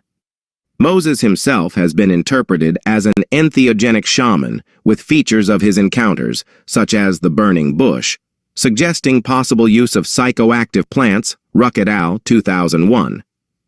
Biblical references to entheogens. Kanebosum. Traditionally translated as calamus, this term appears in Exodus 30:23 as an ingredient in the holy anointing oil. Some scholars argue it refers to cannabis, whose psychoactive properties were harnessed in ritual anointing and incense. Ruck et al. 2001. Frankincense, repeatedly mentioned as a key ingredient in incense offerings in the temple. Exodus 30:34, Leviticus 2:1-2. Its presence alongside cannabis at Tel Arad confirms its ritual use. Ari et al. Shaks 2020. Mandrake, a plant with hallucinogenic properties mentioned in Genesis 30:14-16 as a fertility aid, hinting at its ritual significance. Ruck et al. 2001. Prophetic and priestly visions. Biblical passages describe priests and prophets experiencing ecstatic states, often interpreted as visions or direct encounters with the divine. For example, Isaiah 28:7-8 critiques priests who reel in vision from strong drink, suggesting that altered states of consciousness were a recognized aspect of religious life. Ruck et al. 2001. Apologetic claim 1. Entheogens were medicinal, not ritual. The discovery of cannabis residues on altars in Tel Arad's Holy of Holies confirms their ritual, not medicinal use. The cannabis was mixed with animal dung to optimize slow burning and inhalation, a method designed to induce psychoactive effects. Medicinal use would not explain its placement in a restricted cultic space or its deliberate preparation for inhalation. Namdar and Ari 2020. Apologetic claim 2. The Bible condemns intoxication. While passages critique abuse, such as Isaiah 28:7-8, these criticisms target excess, not regulated ritual use. The Tel Arad shrine was an official state sanctuary, implying its practices were sanctioned. The Hebrew Bible lacks explicit prohibitions against entheogens in worship, and references to cannabism suggest psychoactive ingredients were integral to holy rituals. Ruck et al. 2001. Apologetic claim. Altered states undermine spiritual authenticity. In antiquity, entheogens were seen as sacred tools to transcend ordinary consciousness. The divine encounters described in Scripture, burning bushes, heavenly chariots, and prophetic visions, may reflect pharmacologically facilitated experiences, not objective miracles. Ruck et al. 2001. Apologetic claim. Tel Arad is an outlier. Tel Arad's shrine was a state-sponsored temple modeled after Jerusalem's first temple, indicating its practices were mainstream. Comparative evidence from the broader Near East reinforces this, with other psychoactive plants such as acacia, containing DMT, and mandrake also used in ritual contexts. Ruck et al. 2001. The use of hallucinogens shifts the paradigm of divine revelation from supernatural intervention to human-engineered experience. If Yahweh's presence was accessed through psychoactive rituals, it implies that divine encounters were facilitated by human action, not granted by divine grace alone. The Bible's silence on entheogens likely reflects later redactions during reforms that sought to erase practices deemed heterodox, Ruck et al. And 2001. The integration of cannabis and other entheogens into early Yahweh worship fundamentally challenges the factual basis of Israelite religious history as traditionally understood. Archaeological, textual, and anthropological evidence converge to reveal that ecstatic and visionary experiences at the heart of early Yahweh worship were often induced by psychoactive substances. Counter-arguments based on biblical silence, presumed prohibition, apologetic rationalizations, or claims of isolated practice do not withstand scrutiny.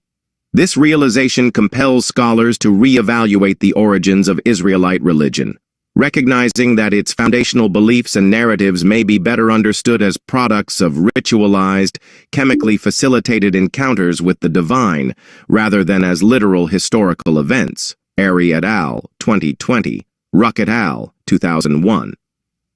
The new evidence from Arad shows for the first time that the official cult of Judah, at least during the 8th century BC, involved hallucinogenic ingredients. This was not a fringe practice, but a state-sanctioned ritual. Der Eranarie, keywords: Yahweh, Telerad, cannabis, entheogens, apologetics, revelation, ritual, hallucination. References: Ari E., Namdar D., and colleagues. 2020. Cannabis Use in Israelite Worship. Journal of the Institute of Archaeology of Tel Aviv University. Ruck, C.A.P., Bigwood, J. Staples, D. Ott, J. and Wasson, R.G., 2001. Entheogens in the Old Testament. Journal of Psychedelic Studies, 324360.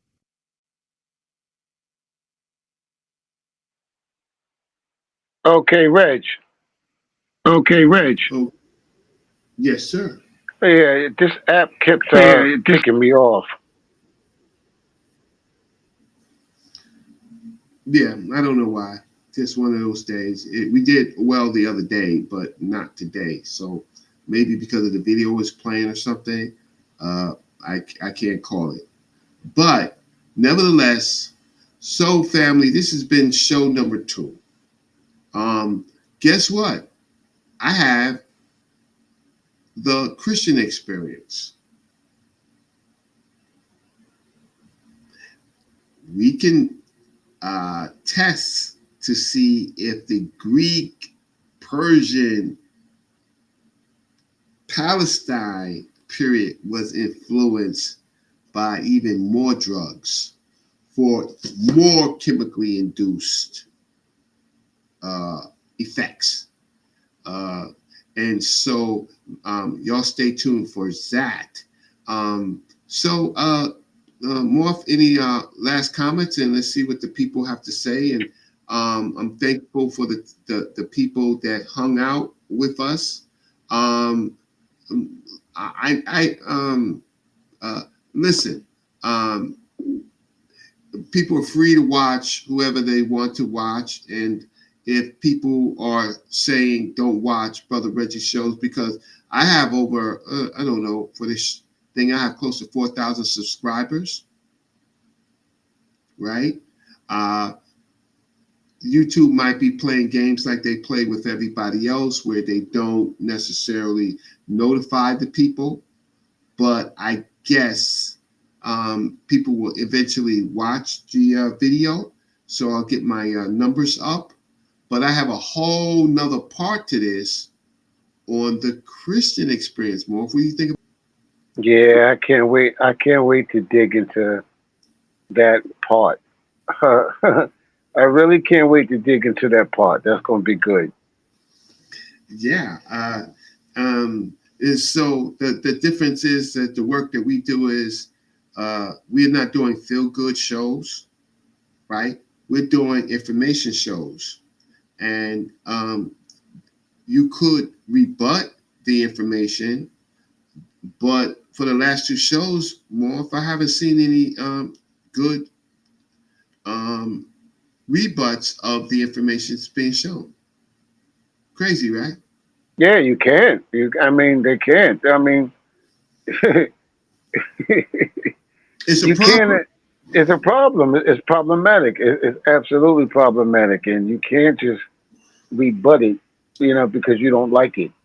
You know what I mean? You don't like it. It hurts, or it's going against your whatever. You can't. Nope, nope, nope, nope, nope. Can't do that. No, luckily, and then I have there's other people that call me up, and they call you up. They're friends of yours, and they call you up, and they are, how can I say, much more qualified, right, than some of the viewers that just watch these shows for entertainment. So shout out to Jedamonk Hekare. He is going to be presenting at the ASOR conference. One of the few people that look like us, right, presenting at a major Egyptological Near East conference, and a really good friend of mine. And he took me to the conference last year, where he presented it. And the conference is very expensive. You don't get into this conference without paying $600. You got to pay the membership, and you got to pay conference fee, $600. So I was able to go with him. Him and his family and his group made sure that I got there. That was the one in Boston, right? Yeah, that was in Boston. Uh-huh. Yeah, yeah. Yeah. And he did excellent. And this year he's going to do another piece. And so, yes, there's this crazy YouTube world where, it's hard to read the audience. I got that. But there's a professional world of people who actually do the work. Then there's the people, content creators, who borrow other people's work to create content on their sites, right? I got that. There are people who actually do really well more without live streaming. I happen to live stream for the interaction, because I think when I live stream and we live stream, then we can answer questions. I always wonder why lots of people don't come on my show to ask questions. But I look at some of the other shows and people are willing to jump on. Maybe because I don't know you or me, we're not going to tolerate or let them get away with stuff without sources. What do you think? That's right. That's right. That the sources is um kryptonite. That shit is kryptonite. you know. So we hear these words, source up or shut up. A lot of the material on here that we see on YouTube is not sourced up, right? I'm not trying to make anybody happy, but there's a difference between you, me, right? Sean Ka that comes on, Cam Diverse, Smash Rockwell, right? Our stuff is almost always sourced up. But then the problem, I get into arguments with people who want me to believe what they have to say, but they don't show any evidence. But I could say this, Morpheus, this show right here, it's going to change the dialogue. I can't hear you. I don't know why. Yeah. I'm muting myself when you're talking, so no feedback comes back on. That's why. Yeah. So this video right here, that's why I had to clean it up from the last time to make it a little bit more visibly aesthetic, right? But guess what? You did a beautiful job. I thought it was it was very professional, very put together well. Yeah, it really only took me, believe it or not.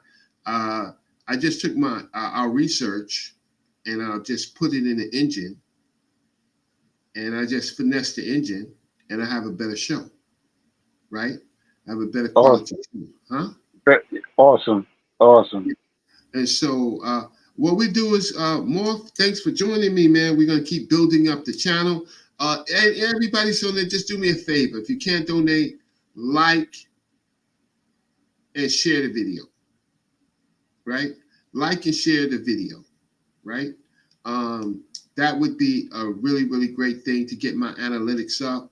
And soon I'll be able, I'm real close to getting Yeah, my Can I ask, brother Vernon, why do you keep bringing up Egypt? You just dropped another comment about Egypt. Like, why do you keep pivoting to Egypt? This is like the fifth, sixth time that I've seen you pivoting to Egypt. Why are we pivoting the conversation to Egypt? So, okay, so it's real simple. Vernon, show me a source from a journal that said the Egyptians used cocaine. No, you say there's plenty evidence, but give me a source. Give me a source that they use cocaine.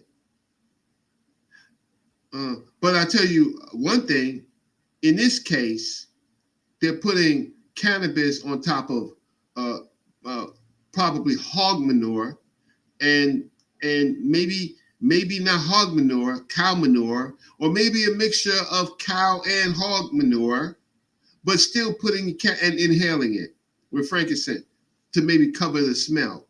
Hey, can you do it, Reg? Yeah. Drop the link in. All right. I want Vernon to come on. We'll do that. Give me a second. Where is the link to this? I'm laughing because, share screen. No, because this platform is still new to me, and I'm so used to using StreamYard. It's like using the Apple and the it's using the Apple or the PC. Yeah, Okay, then going to Windows. Yeah. Okay, Bernie, you're on. No, I don't want to end this. Bernie, you're on. The link is open to anybody.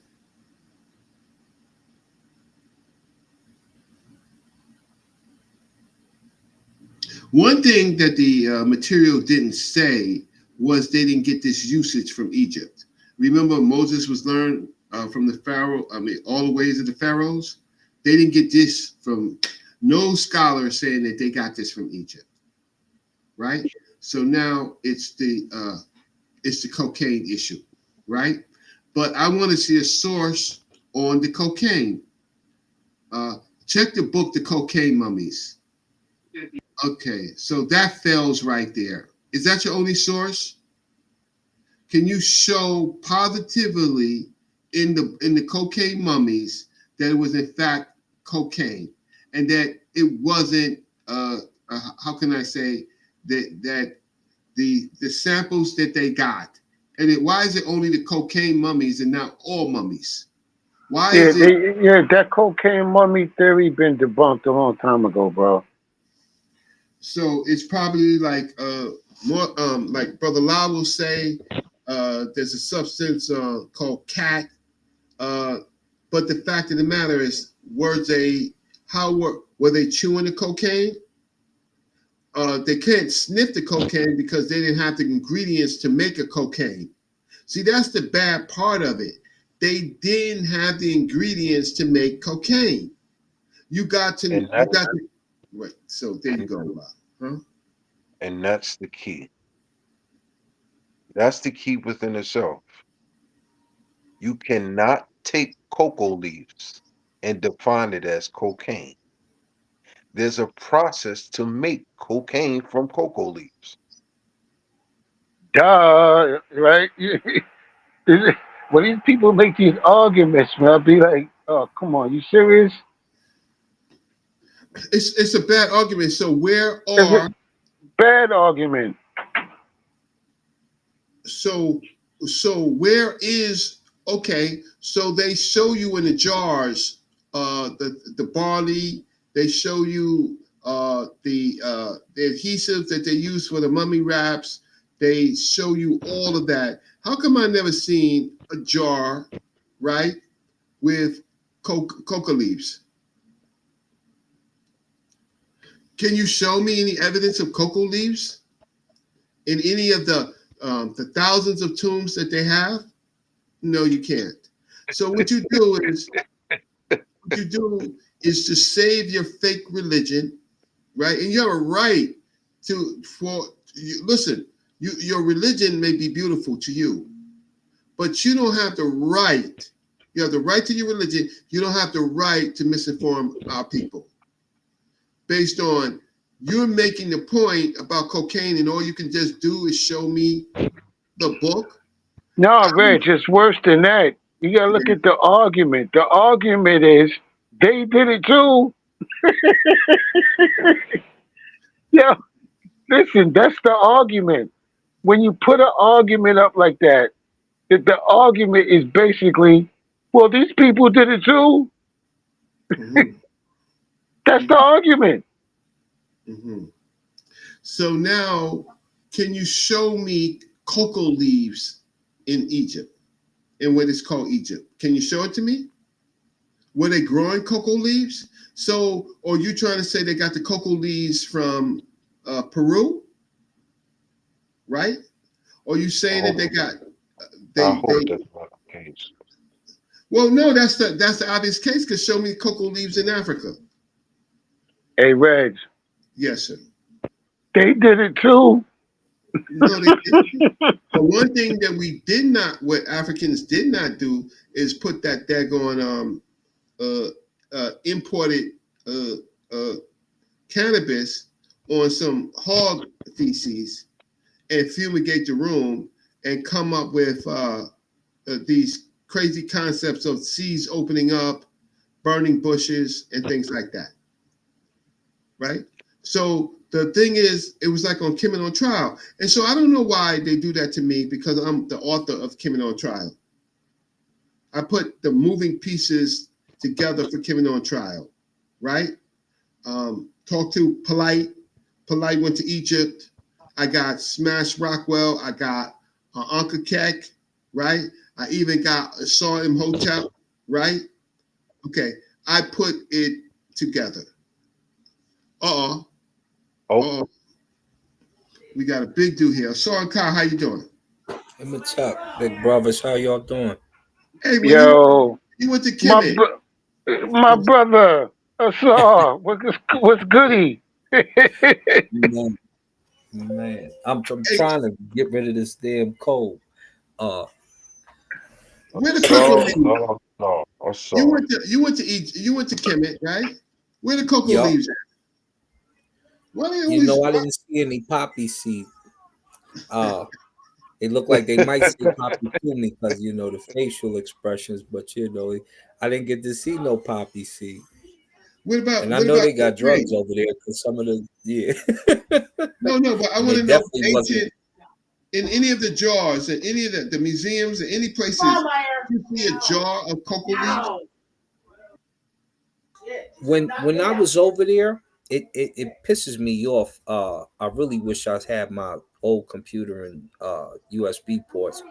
There's uh but there's little boxes of collected foods and different things that they use, cosmetics and stuff like that, in the top part of the Cairo Museum. Next to Lady Dawit, um her tub where they show her really dark skin and everybody else pasty. um if you look through those different resins, they're going to show you, and they're in different parts of the museum, they're going to show you all the stuff that they had a hold of. Cocaine was not one of those things. You're going to see some of the old bread. You're going to see grain. You're going to see the supposed cornbread, which they made out of that it's kind of like a cattail. You'll see all of that stuff over there, and they have grain. And I believe, well, I know if you really want some, I could get you like the hookup, like you'll be able to take some home, but no So on the cocaine. oils, you have a whole collection of oils, right? Yes, so Any of those I sent oils you have, some. of course, Some of the that's heck what you I'm knew. talking about, Yeah. right? Does any of them have cannabis in them? No. No, not at Cannabis all. is not something that they use, right? Now, so Morpheus, Asar, Brother La, if that's all the brother can offer to save the fact of the matter is that there's archaeological findings of in those You temples of you can't come you can't come with an argument of yeah, but they did it too. You can't do that, man. You can't do that. And my thing, Morpheus, is this. First and foremost, Assalamu alaikum rahmatullahi wa barakatuh. Wa alaikum salam wa rahmatullahi wa barakatuh. Shukran, afwan, kif halik? Alhamdulillah. Shukran. My thing is this. I just wish Vernon was on a panel because I just seen in the chat he put something stating that chewing cocoa leaves is also a who he says it's also hallucinating as hallucinogenic? well. No, it's Yes. not. It's a stimulant. No, it's not. It's not hallucinogenic. It doesn't have those properties. Uh, that's a big My thing, scam, huh? yes. And my thing is this, and this was a conversation that me, you, and Morpheus just had. The discrepancy that a lot of people have is knowing the differences between products. When I say products, I'm talking about different drugs and the derivatives of what those drugs do. Cocaine is what you perceive as being an upper. It's going to have you vibrant, moving around, doing things of that nature. Whereas dope is a downer. Dope is going to have you nodding off, scratching, going to sleep, things of that nature.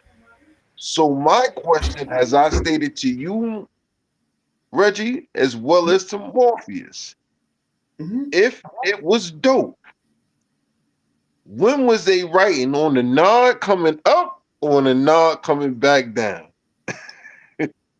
Uh, but see, the writing, the scribal work, right?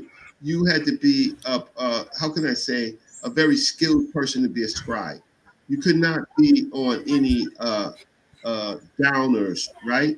So that's where the arguments fell. So I can understand, Vernon, uh, brother, uh, you didn't show a source. You pointed to a source. Um, you're wasting our time. But I appreciate you being on my show, right? But I Vernon, stand corrected. I said Reggie, I it was stand a corrected. stimulant. I stand corrected. Vernon said he did state it was a stimulant. okay, but it's not a stimulant that makes you hallucinate uh, and have this connection with It has no alien. hallucinogenic. It has no hallucinogenic properties at It all. doesn't. None. So what we're talking about is that these early people used this to hallucinate and to get themselves closer to a deity, right? Yahweh. Uh, there are lots of reasons why people should take stimulants. If you've ever been to Africa, you better you if something's chasing you like a crocodile or a hippo, you better get on your good step, right? You better not be slow. Yeah. You better not be slow. If you're fighting another group of people, there's reasons to take stimulants, but it does not. Oh, now the Blue Lotus does. Now, um, what records do you have of the Blue Lotus? What records? And also, ain't that peyote? What? If you putting the dung on the blunt, it sounds like they taking peyote, which is like, the stem. It's usually in cow Yeah, doo yeah, doo. yeah, yeah. It shows up That's in exactly what Arizona it often. is. That, you know what? That's a good point. That's a good point. I That's a didn't think great about that. point. Yeah, that's a great point.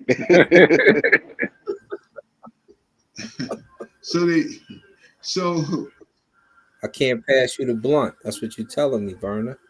no, but what happens is you grabbing for straws, you're just putting one-liners out there, right? But you show me a source on the intoxication and the effects of the blue lotus. That's your claim. So show it to me. He said the same ones you have. We don't have any. Hey, you know what? You know We're what? empty I'm on. not. Guys, let me just say for the record, so the brother don't feel any type of way. Vernon, I apologize, brother. No. I'm gonna say this, If I right? if I misspoke, I No, but apologize. listen. I'm gonna say this. I'm not gonna argue or debate with a comment in the comment section. The link is there. If you want to, have a intellectual conversation, click the link and jump on, and then we could talk. But I'm not going to be going back and forth with a comment. I'm not doing that.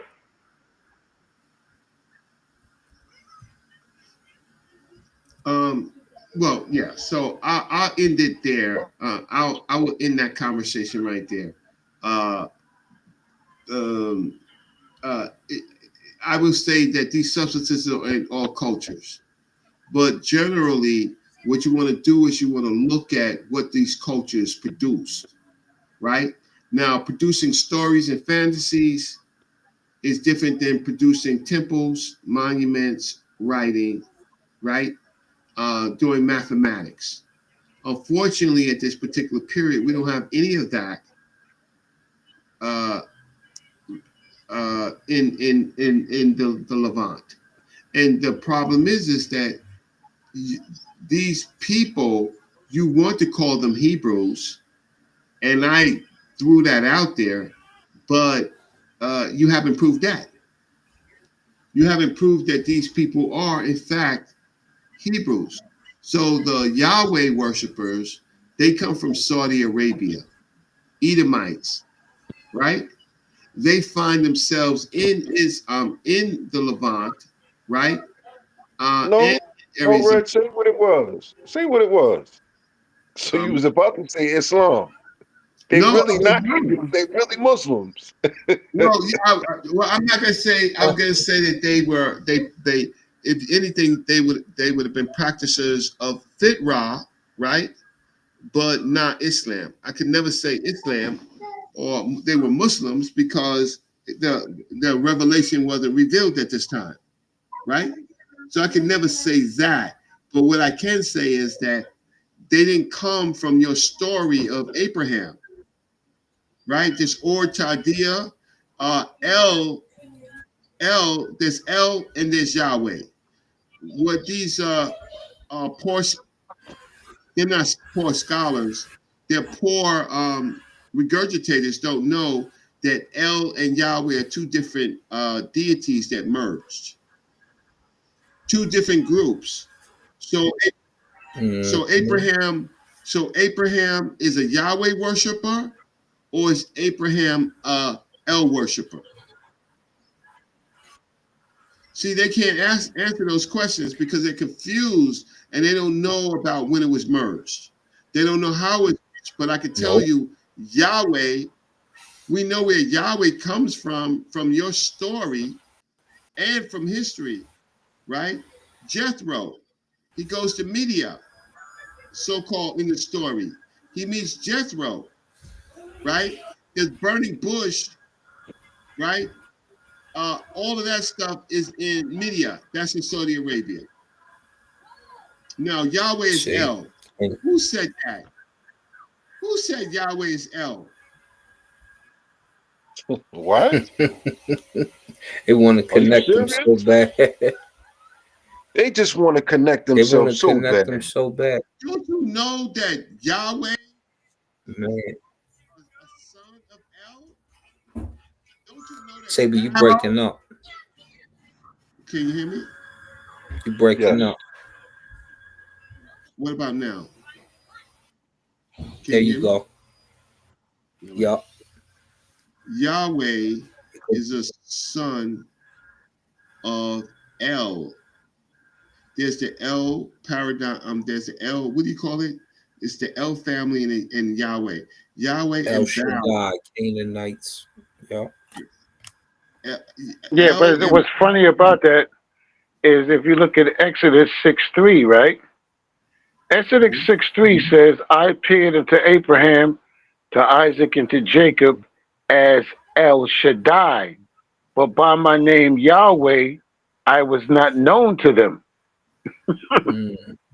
Mm. so Oh, that, but And just so you can do a little further research, your American drugs and Egyptian mummies. German scientist Svetla Balabanova, 1992, and two of her colleagues reported findings of cocaine, hashish, and nicotine in the Egyptian mummies from America. wow. Stop being sloppy with your drugs. So, That's yeah, exactly my point. Don't be sloppy with your drugs. Just say no. Oh man. I'm telling you, the phrase for tonight for me is the Yahweh pack. Yo, Reg, you won with that one. the the Yahweh pack, yo. Yo. it wasn't me. yeah, me It was talking over our here brother with together. Yeah, you on the. He's confused about whether he should get on the Yahweh pack or the El pack. He doesn't know that El is the father, right? His sons are Baal, and don't you understand? His sons are Baal and Yahweh. Yahweh's the storm god. Um, how can I say Baal? He's also a Canaanite god, right? Don't you know that? It becomes embarrassing if you don't know that, right? So Baal is stuck. I mean, El is stuck in Saudi Arabia until his people can defeat the Moabites, right? So when the Shashu of Yahweh, those groups of people defeat the Moabites, right? Then they can cross into the Levant. When they cross into the Levant, they find out these people are worshiping El, and they fuse. So yeah, so Yahweh takes El's position, but you are on the Yahweh pack, right? With the dung, and so you're not. How can I say it? Our people are not ready to deal with the Europeans, right? We're regurgitators, so we're not able to deal with the Europeans at all, right? We're just so stuck in our American slavery culture that we don't know how to research, don't know anything about the Levant, and were the Hebrews from Canaan? Because Canaan is cursed. Canaan is cursed, right? So, did let's say who made it to Moses? Hold up. Wait a minute, Reg. Wait a minute, brother. You Yes, sir. said you said Canaan is cursed. Yes, sir. So are you trying to tell me that Yahweh gave the Israelites a cursed land? No, it wasn't Yahweh because Yahweh is a son of uh, how can I say is a son of El, right? So then, I'm asking, does the Israelite deity Yes. gave the Israelites a cursed people land, Uh, the land of Canaan? Morph, they can't do 1+1, right? They can't understand that, and so that their whole land is a cursed land, and that they call Canaan, and they still call it Canaan. Hold on, wait, hold on, let's take it a step further. So the Hebrew text, right, Yes. the alphabet, right, Mhm. is proto-Canaanite? No, they're not going to say that. No, They what don't does know. I'm talking about history. As History far as says history, that it's Proto-Canaanite. Yes. cool. So that means that their holy book is written in a cursed people's text language. That's correct. So wait. So we got a cursed people land and a Mhm. cursed language that their And holy book is written in, and curse names, and cursed names. right? Because these are Canaanite gods. El is a Canaanite god, right? Wait, Uh, wait, wait, wait. So they got a cursed deity, right? I mean, a Canaanite deity, right? yes, And their promised land is some cursed people land, right? yes. And their holy book is Mhm, written in some cursed people's language. Is that what mhm. you're telling me, Reg? That's a Yahweh pack. Hold on, we gotta.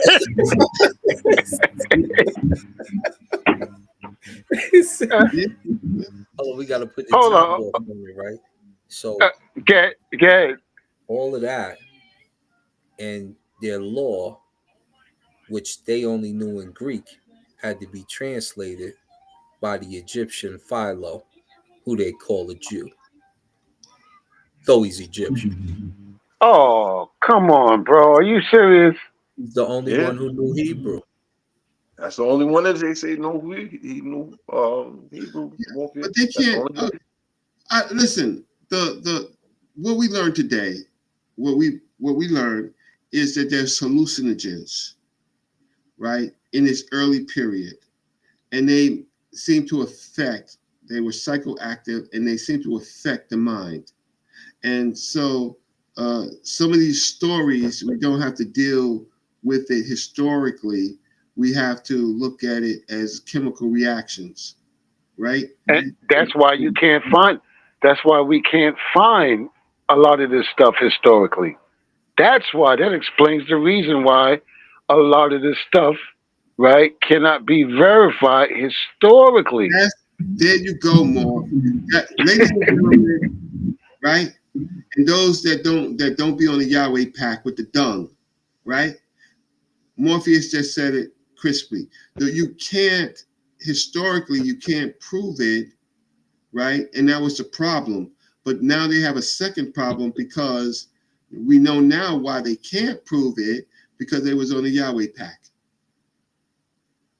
And it's not anti-Semitic scholars that are saying this. These are scholars in Israel that are saying these are the things that was found. And guess what? For them, they don't have a problem. You know who has a problem? The converts have a problem, but not Elaborate, scientists. elaborate also on that, Reggie, is this. The reason why is half, if not, I would say mostly 85 to 90% of the Hebrew Israelites that you see coming on these channels and things of that nature don't even read nor write the language. Not only that, I don't know of how many of them have GEDs, right? High school diplomas. What college? I Like, mean, at this point now, this presentation that has just been done by yourself and Morpheus yeah, from yesterday Morpheus. to Yeah, today, Morpheus and I joined the boat. This is Morpheus work. I just joined the boat. Go ahead. I said to you guys before, this is not a headshot. This is the Marksburg 12-inch, 12 gauge. Put it in your mouth and blow your head off. Like an Information. Akinelli record. Yeah, it's problematic. It's really problematic. And you got to remember the research was out in 2020. 2020, right? 2020, the year 2020, this occurred because guess what? We have tools. So now we could analyze substances. And this is the problem because now science, they can't lie on science. See, without the tools, which these people don't know anything about, right? We couldn't know what was going on. Now it's even deeper because what we didn't even get to was the mayo and the opium, right, in the jars. So some of them were slumped over. This is part of the state culture. This is how they commune with their God, right? We all hear it as people who are devout, right, who are righteous. Not so much now. Now we have people with anxiety problems, right? The great Paul. Man, call it what it is. Them niggas is fucked up, yeah. Call it what it is, man. You know what I mean? I'm not gonna soft shoe it no more. I ain't gonna tap dance. I ain't gonna no dogs. Dogs. That's the point. Why soft shoe it? I was soft shoeing it because guess what? Moth is really a problem for them now, right? So I don't mind. I don't mind them borrowing this work and going viral with it, right? Oh, you know that's gonna happen. You know that's gonna happen. I don't mind that because guess what? There's sources to this, right? And it gets us closer to the truth and farther from the lie, right? And it helps wake us up, right? Out of the stupid state that we're in because we have to think. So they're gonna have to think to get themselves out of the fact that that this was the first high that created concepts that became biblical concepts. So things like Enoch, all of these, how can I say, they're beautiful stories, but they're just not real. And it brings them their situation further from the truth. That's that trip, man. That's the trip, man. Why? Why was it on the altar? I know you heard me. Come on. Why would it be in a place of you're worshiping? You're holies to holies. So how did it get on the altar? See, it's one thing to find it on a mummy, because if it was used by a mummy, which it wasn't, it was American drugs dropped on a mummy. Like we didn't watch American Gangster and know how that went down. But it's on your altar. So it's incriminating evidence. It's not like some tourist came in there Right. and got lit and then went to go see the rest of your temple. Your temple's not that big. It's like Right. it's on the altar and it's old. It's ingrained in the stone. Yeah, because and the reason why it's ingrained because it was constantly burning. It was constantly burning. That's why they had the dung so that it would burn slow. You know what I mean? It would burn slow, constantly burning in the temples. So when the priests got in there, they became high priests. Right? So that's how they became the high priest, right? Crazy. This, oh, Blue this is Lotus. pretty I can horrifying. explain Blue Lotus, right? Brother Joey, I don't know why. Maybe you're having the same problem that Morpheus is, but if you have a weak connection, the program is not letting you come in. And so I see you coming in, and I'm letting you come in, but I never see you appear. So maybe your signal is not good right now. So with that said, my good brothers, this is my family right here. Asan Ka. Asan Ka is definitely my brother, right? Brother La is my brother, right? That's my every other day-to-day dude. Morph is my big brother, right? Look, we can't do no more. And guess what? It's dangerous to other people's content right now, right? Where the Hebrews barking and saying you're lying, the Most High is going to put you down. The Most High is high, right? Where are they, right? Oh, they don't want to give us the benefit of the argument. Well, the argument is here, right? You converts did not notice. You deceived the people, right? Because you didn't know it yourself. And a lot of this stuff comes out of hallucinations. Well, I know next time they try to curse me or something, I'm gonna pass them a blunt. So Yeah, exactly. He's like, yo, here, man, smoke on this Yahweh, yo. Hit this Yahweh. Hit this Yahweh and calm down. Hit the Yahweh pack. Yeah, hit the this Yahweh and calm this down, bro. El should die. You know, it just amazes me how people make more of themselves than they really are, right? So you see some of these characters, right? They're all experts. Last time I thought I got most of the people in the museums. Me, Yeah. right? That's where I met Asar Khan the first time in the museum. Yeah. Morpheus, I went to the museum with. Brother La, I went to the museum with. I don't see these jokers in museums and libraries. At all. At all. Right? And so you're not going to argue, you're really not going to argue with me. You could call me a whole bunch of names. You could be mad at me, call me fake Dr. Reggie, right? The fact of the matter is, I may be fake Dr. Reggie because that's some title, but you in the Yahweh pack and you're a convert, right? And you can't, if this was your true religion, right, your true faith, you would do a better job. Matter of fact, you would have been there. Only a few of them have actually been there. I mean, I shout out to Captain Tariak, he's been there, and General Yohana, he's been there, and I don't know. Has Zion Lex been there? Yes. So let me ask this question, right?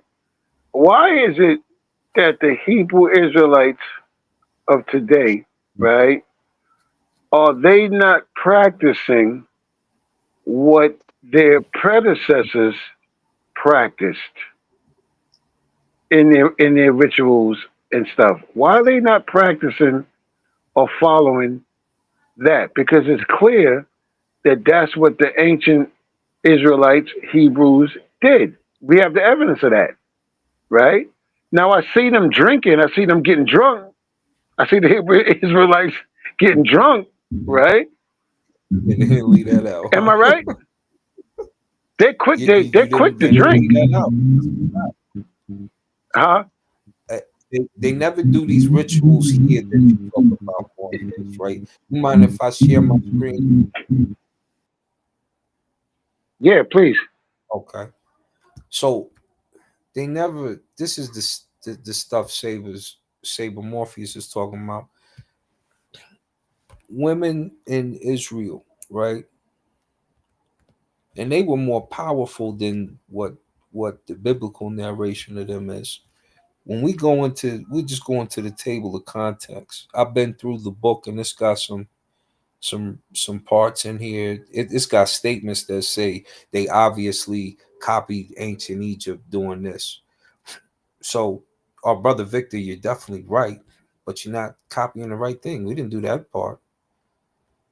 Look, Wellhausen's critical evolutionary approach, the myth and ritual school. You have a whole school. You have a religion school. Okay, these are some of the things you leave out. Let's go a little further. Ashra means shrine.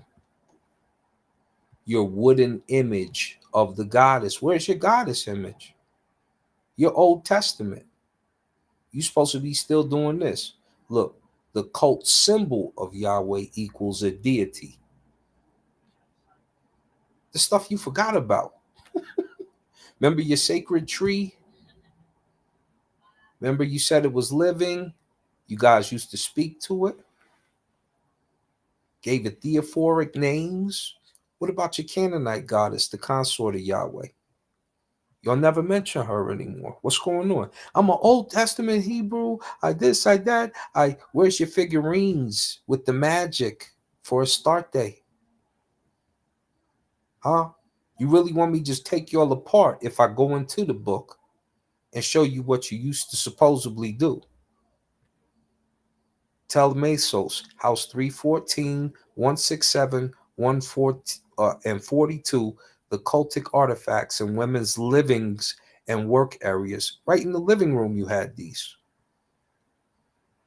Right in the living room. Summary of the interpretation of figurines. Yeah, you copied us. Down to the wire. The courtyard offering structures. This is where they found the residue at. And your pillar-based figurine model couch and miniature lamps inside. You were doing the same things as the soul houses, the Ba houses that we had in ancient Egypt. It made its way into Israel, and now you deny these things. You act like it's forbidden. Hello. That's weird, because this is your original stuff. Remember your lamp divination, just like we find in the other papyrus over here. We got lamp divination too. Yeah, a little bit. And the divine fire. Mm-hmm. So when they tell you that your Levite priest were doing the same thing as Kemet, it's true. But I don't have to pull none of this out ever on y'all. Y'all never ever become that strong. You don't even come that strong for me to have to go into this. Sacred text and divinity figurines for houses of Ugarit. The Lamashal charms as Ugarit.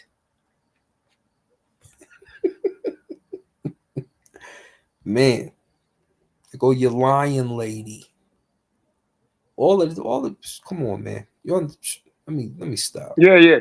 It's no sense for you to bring a tank to a park fight, right? you know what I mean? You like saying, yo, I don't even have to pull this out. Y'all not even worthy of this. It's like bringing a tank to a park fight. Yeah. They're going to pull out some straws and spitballs, and this AK-47 going to come out. It's going to be a wrap. Y'all really just, well, at least you found evidence that the Israelites existed in Africa. No, that's actually not in Africa. See, there you go, trying to put stuff over the top. Now, when I gave you an Israelite in Africa, they wouldn't even accept them. Did y'all see Saber Reggie? You got this book, but nobody ever reads the book. It's the Hyksos burial sites. And in the burial sites, they show the brother, Min Yehuda. They show him right on his coffin. Where is he? I don't think I got it up right now. Matter of fact, I don't think I got it up. But they show him right in this joint. I'm pulling up my comic book stuff. That's how I know I don't got it up. Close that. Yeah, that snapped the plier. I thought I might have had it up. Nope. But if I pull that out, it's a wrap. It's a wrap. Matter of fact, give me just a few minutes. Let me see if I could dig it up for y'all.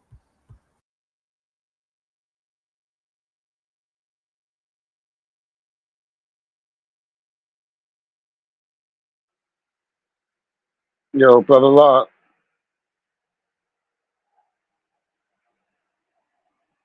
Hey, Reg, you still there?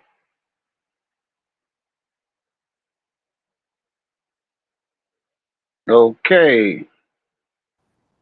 I think La fell off on us. Saber sitting back for a second. Let me dig this out. Once I dig this out, it's a wrap. Reg said he frozen. Wow. Oh, is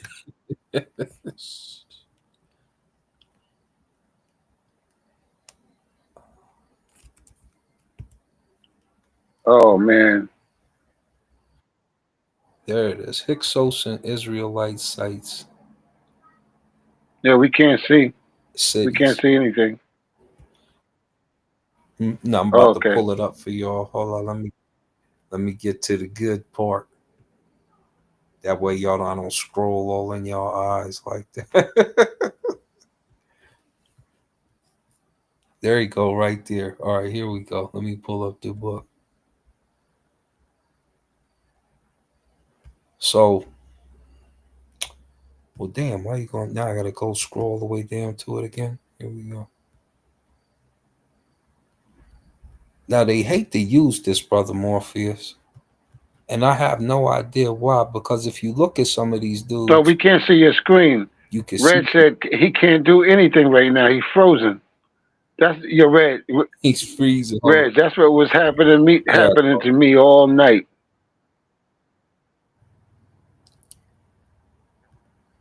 So if you go in here, right? Look, you could tell he a brother. That's one of the stone figures from the temple. We can't see. You know, it's not No. sharing. No, it's not on your end. It's on Reg. Remember? Oh, yeah, he frozen. So he can't. Yeah, you're lucky for this, because as soon as I go to the page, it's him right there. But when you go to his coffin, he made sure to let you know he black as ever. He looked like Heinz Ward a little bit. There you go. That's the top of his coffin. He got like his little. Yeah, Reggie is frozen. He can't share. Can you come back into the stream? Well, he's the host. Saber. That's what I'm saying. If he come back into the stream, Reggie's saying good night, family. You got to shut down. Yeah. All right, Saber. All right, Saber. Peace.